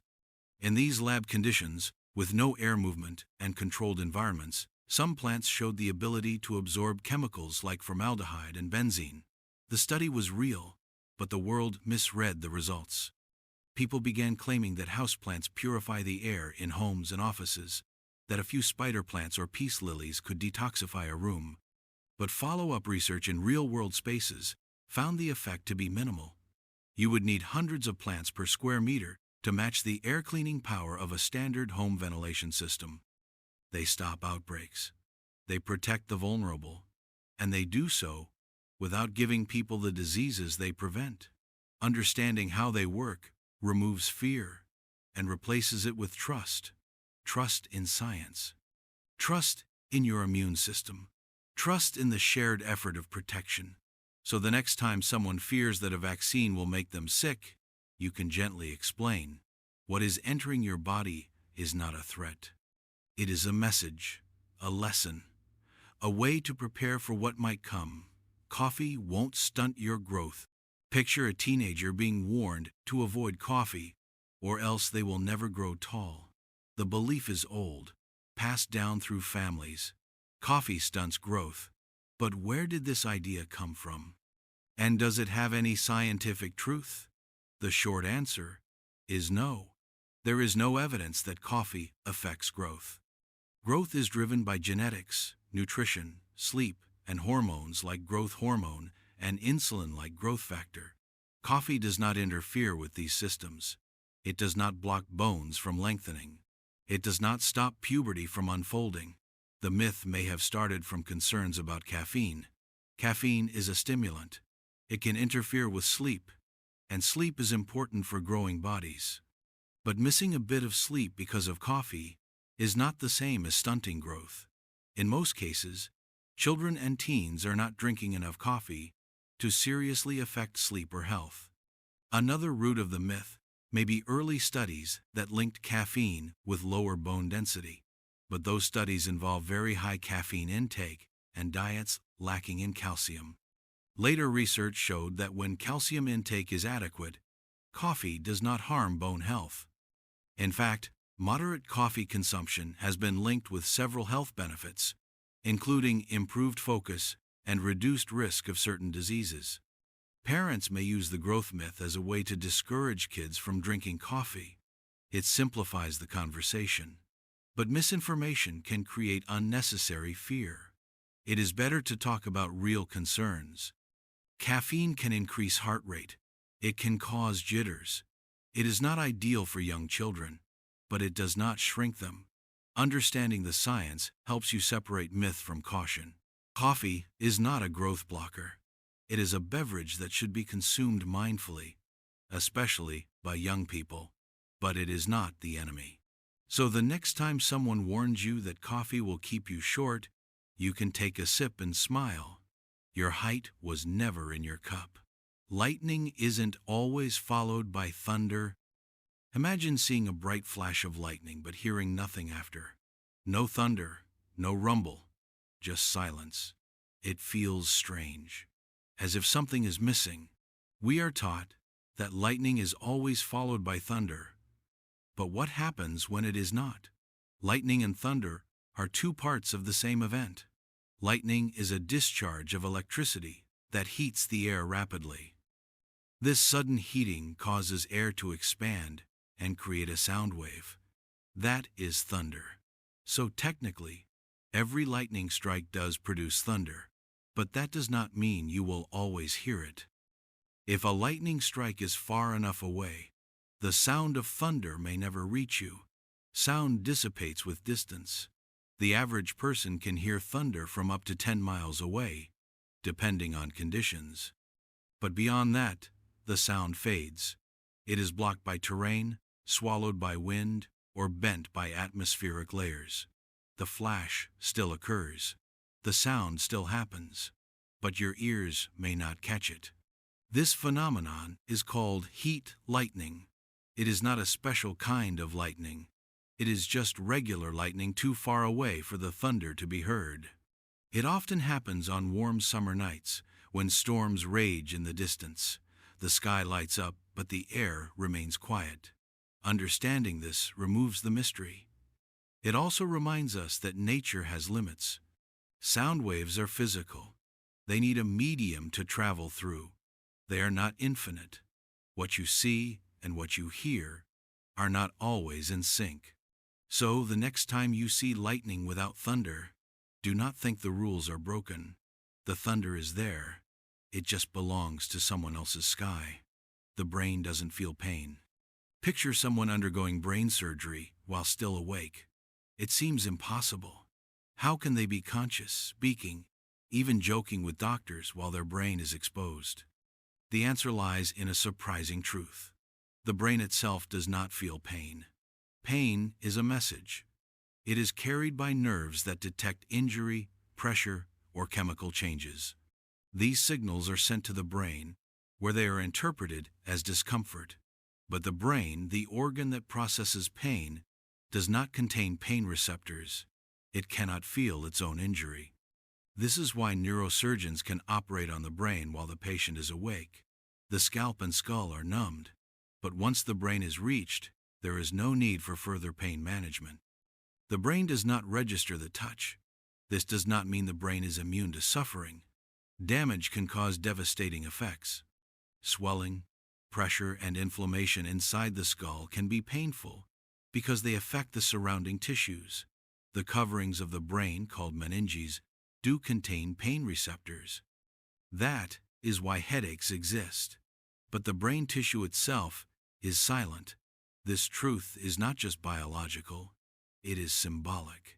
The organ that feels everything else feels nothing on its own. It is like a lighthouse, watching the sea but untouched by its waves. It receives signals from the body and interprets them as pain, joy, fear, and love. But it does so from within a quiet core. Understanding this can be both strange and comforting. It shows how separate sensation is from consciousness. It also helps explain how certain procedures work. Brain mapping, electrical stimulation, and deep surgeries are possible because the brain does not flinch. So the next time you hear that someone was awake during brain surgery, you can understand why. Their mind was present, but their brain was quiet, feeling everything, and yet feeling nothing at all. The color of mucus doesn't always mean infection. Picture someone waking up with a stuffy nose, reaching for a tissue, and then pausing to inspect the result. It is not clear. It is yellow, maybe green. Immediately, they think they are infected. That something serious has arrived. Because people have been told for years that colored mucus means illness. But that is not always true. The color of mucus does not always signal an infection. Mucus is your body's way of protecting itself. It traps dust, pollen, bacteria, and other particles. When you are sick or your immune system is active, the cells in your nose and sinuses work harder. White blood cells flood in to fight off invaders. When these cells break down, they release enzymes that can change the color of the mucus. That is why it can appear yellow or green. But this response can happen even during a common cold, or irritation from dry air, or allergies. Color does not confirm a bacterial infection. It simply shows that your immune system is doing something. A real bacterial infection will come with other signs: a high fever, facial pain, symptoms that worsen over time.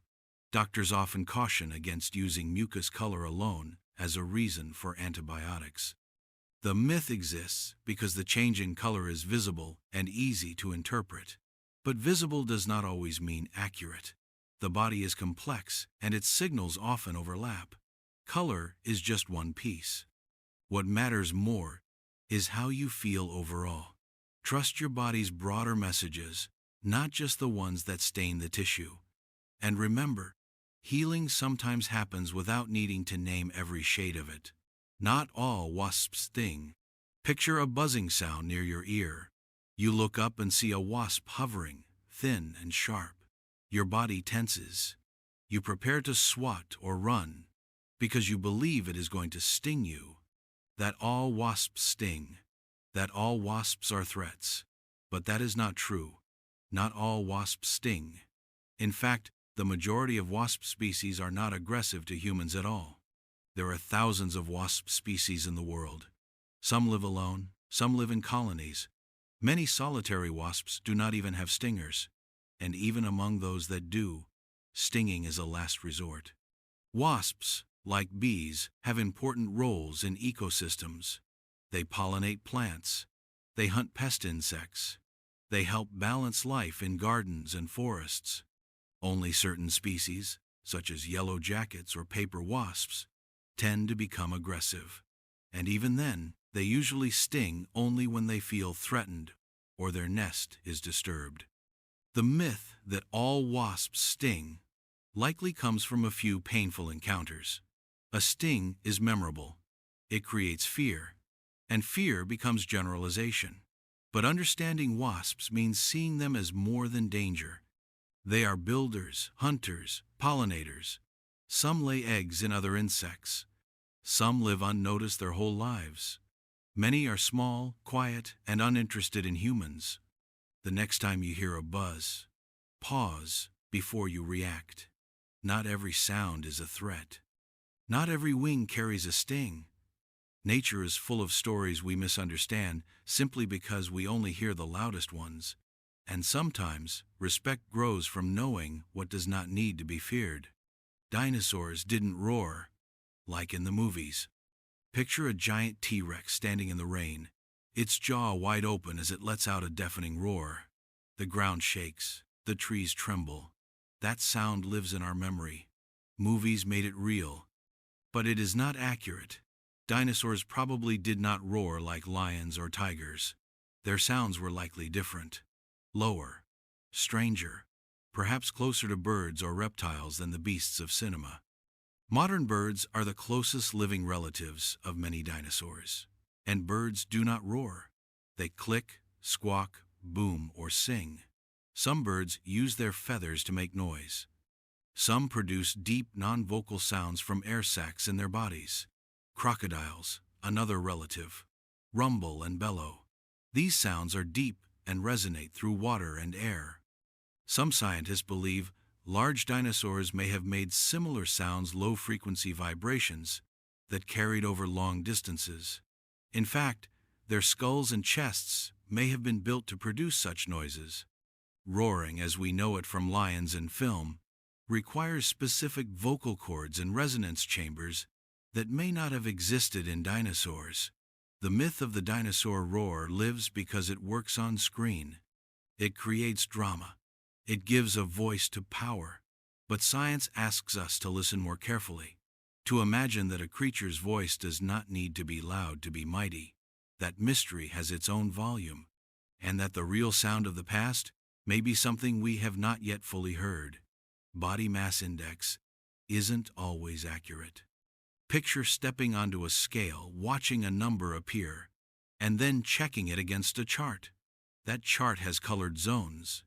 It tells you if you are healthy, overweight, or at risk.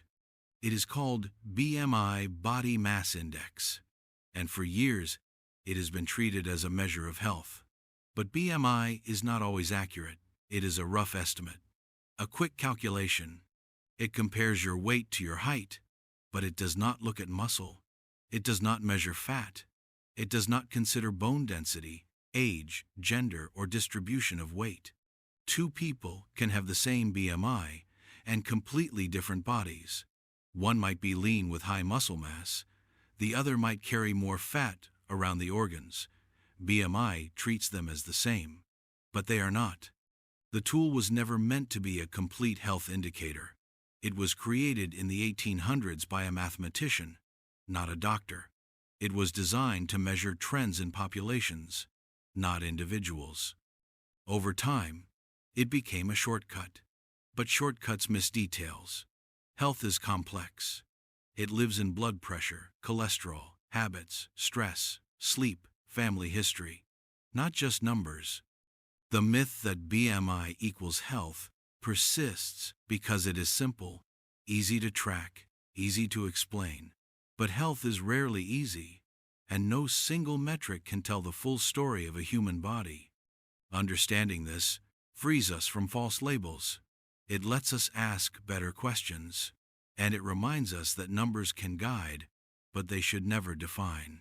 Humans don't glow in the dark, but kind of. Picture someone standing in total darkness.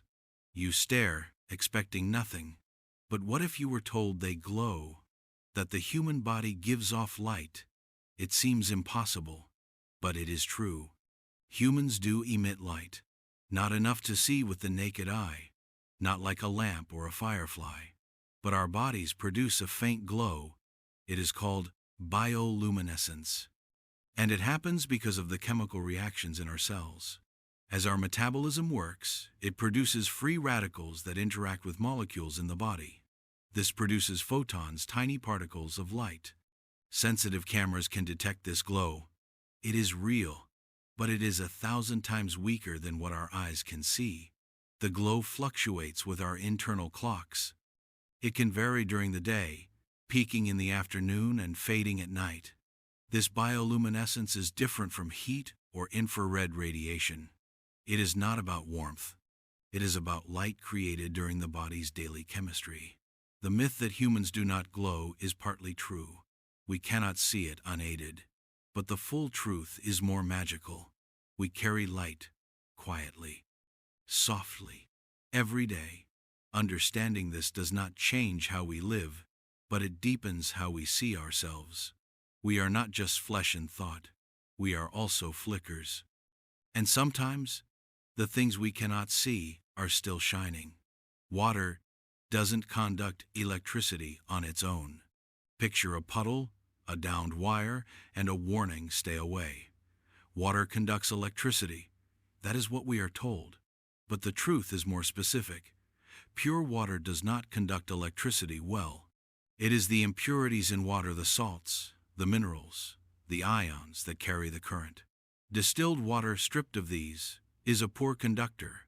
But most water in daily life is not pure. Tap water, rainwater, sweat, they all contain enough dissolved substances to carry electricity. That is why the danger is real. But it is not the water alone. It is what is in it. The myth comes from a safety message.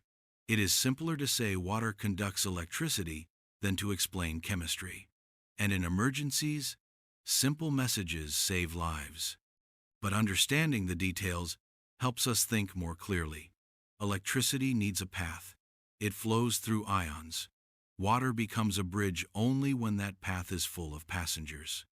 So the next time you hear the warning, take it seriously, but know the reason. Safety is about respect, not fear. And knowledge gives you both. Water does not betray you. It carries only what you put into it. And in that current, there is truth worth knowing. You're not more creative when drunk. Picture this man sitting alone with a half-finished drink and a notepad, convinced the alcohol will unlock a more inspired version of himself. He believes his thoughts will become more original, his mind more open, his ideas more brilliant. It is a romantic image, one tied to stories of poets, painters, and thinkers who drank as they created. But the reality behind this idea is far less magical and far more misunderstood. Alcohol changes the way your brain functions. It slows activity in the prefrontal cortex, the part responsible for decision-making, impulse control, and critical thinking. This can temporarily lower inhibition and make thoughts feel more fluid or spontaneous. In the early stages of intoxication, some people may experience a brief increase in free association, where ideas seem to connect more freely. But this looseness is not the same as actual creative insight. As alcohol continues to affect the brain, attention, memory, and focus begin to decline. You may feel confident in your thoughts, but that confidence is disconnected from accuracy. What feels profound while intoxicated often turns out to be disjointed or incoherent when revisited sober. The creativity that alcohol appears to unlock is usually just the illusion of loosened judgment. You are not producing better ideas. You are just less critical of the ones you have. Scientific studies have tried to measure this. Some research shows that a small amount of alcohol might help with idea generation under certain conditions, but the boost is limited, and the quality of the ideas usually suffers. More importantly, alcohol reduces your ability to shape, refine, and evaluate ideas. Creativity is not just about generating thoughts. It is about turning those thoughts into something meaningful. Alcohol does not help with that part. The myth that alcohol fuels creativity comes from anecdotes, not evidence. It is easy to point to famous artists who drank and assume the two are connected. But many of those same people created their best work while sober, and often struggled with addiction that eventually harmed their ability to create. The myth endures because it offers a shortcut, a way to bypass fear, self-doubt, or the pressure of perfection. But it is a false path. Real creativity comes from a mind that is both open and aware, from patience, persistence, and practice. It involves play but also discipline. Inspiration may strike in a moment, but great ideas are shaped over time. Alcohol may briefly make you feel inspired, but it rarely helps you do something with that feeling. So the next time someone says they need a drink to be creative, you can gently remind them that their best ideas are already within them. They do not need to be unlocked. They need to be heard with a clear mind. Vitamins aren't always beneficial in excess.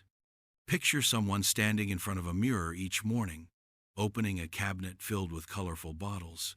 They reach for vitamins believing each pill is a step toward better health, more energy, more strength, more protection. It feels like insurance for the body, but too much of a good thing can become a problem. And with vitamins, more is not always better. Vitamins are essential for life. They support immunity, metabolism, growth, and repair. But they are needed in specific amounts. These needs are small, measured in milligrams or micrograms. Once your body gets what it needs, any extra does not automatically boost your health. Some are flushed out, others build up, and when the balance tips too far, harm begins. Water-soluble vitamins like B and C are generally excreted if taken in excess. But even they can cause side effects in high doses.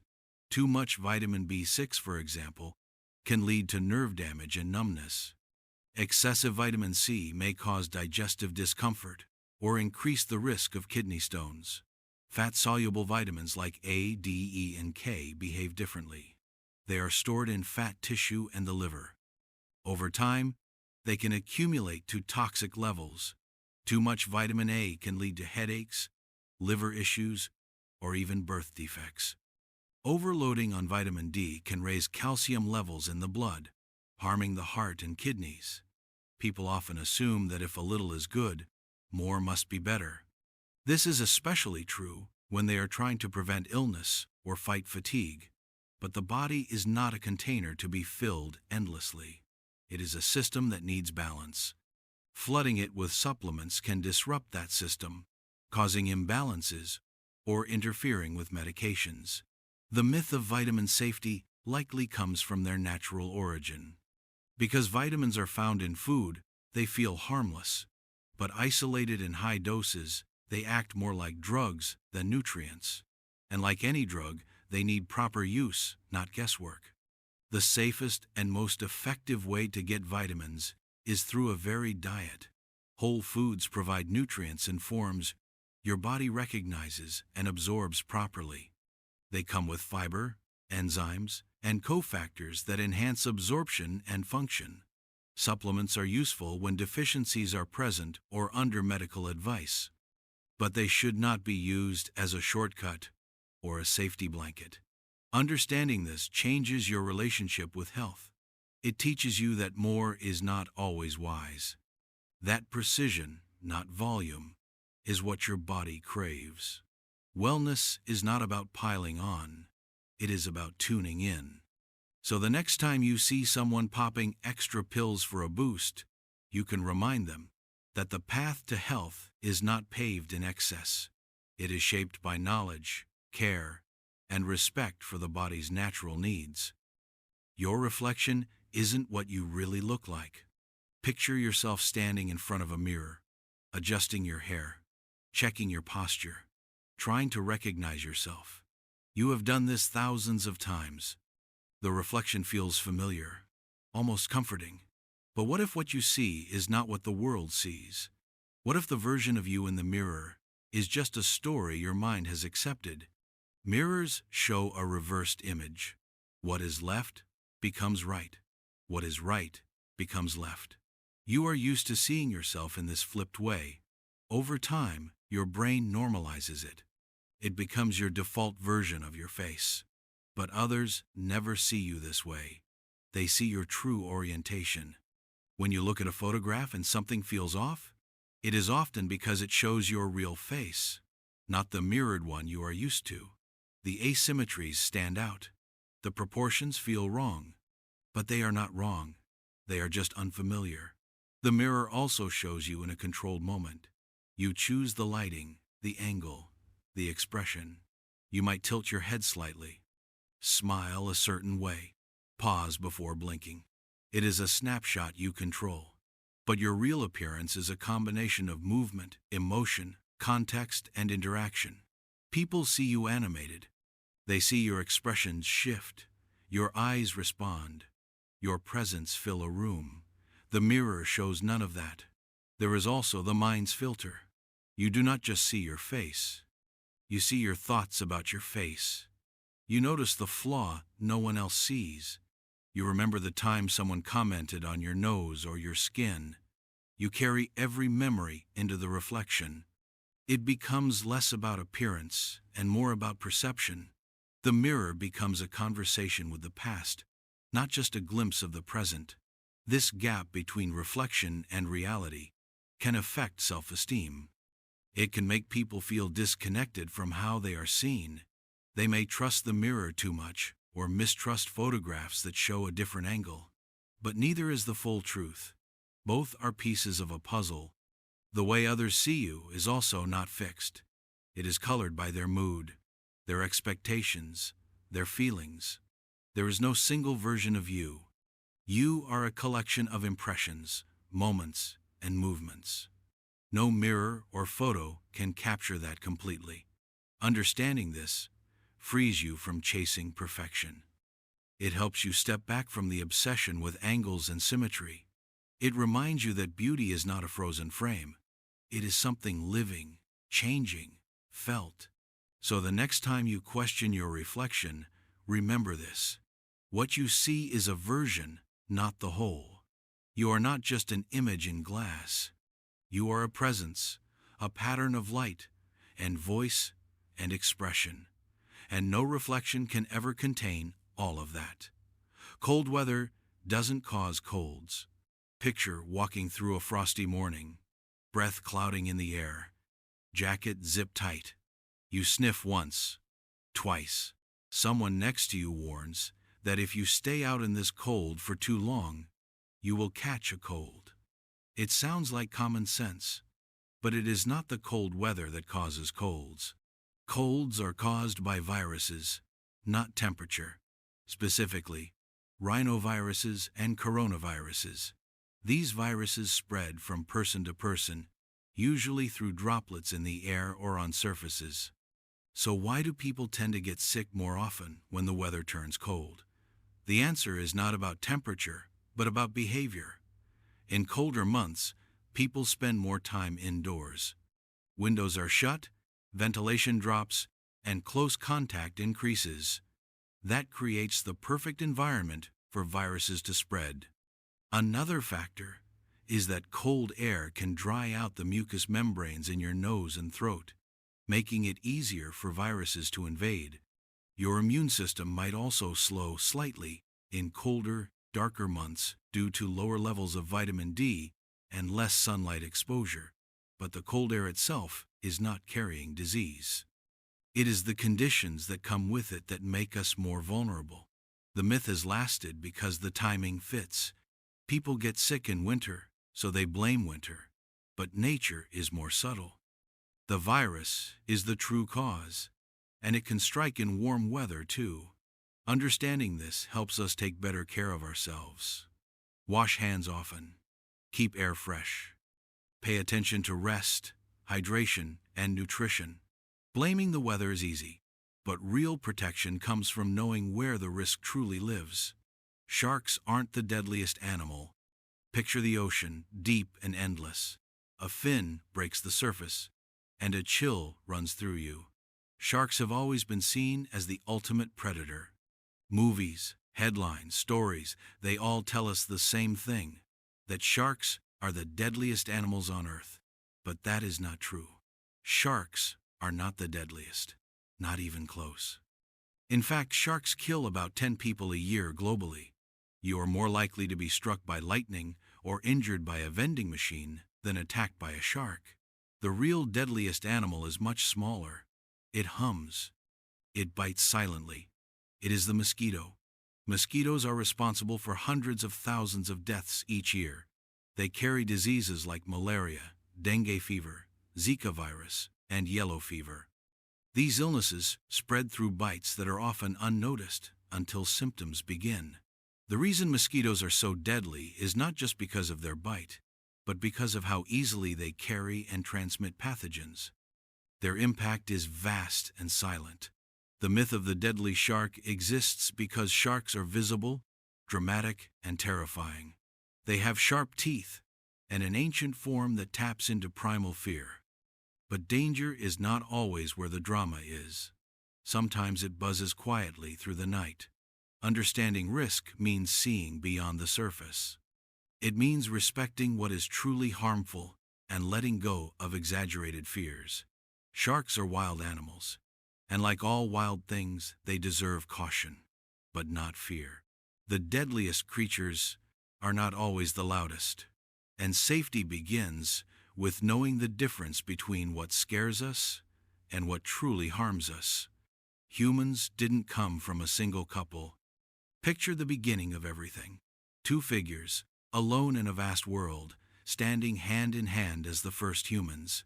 Many people were told we all come from a single pair, one man, one woman, that all of humanity started with just them. But science tells a different story. Humans did not come from a single couple. Our species evolved over time through a large population of early humans. Evolution does not work with sudden pairs. It works through gradual change, across many generations and many individuals. Genetic evidence shows that modern humans descend from a group of ancestors, perhaps 10,000 individuals or more, who lived in Africa around 200,000 years ago. These early humans were already diverse. They carried variations in genes that we still see today. If all of humanity had come from just one couple, we would see genetic bottlenecks, sharp reductions in diversity that would leave clear marks in our DNA. But we do not.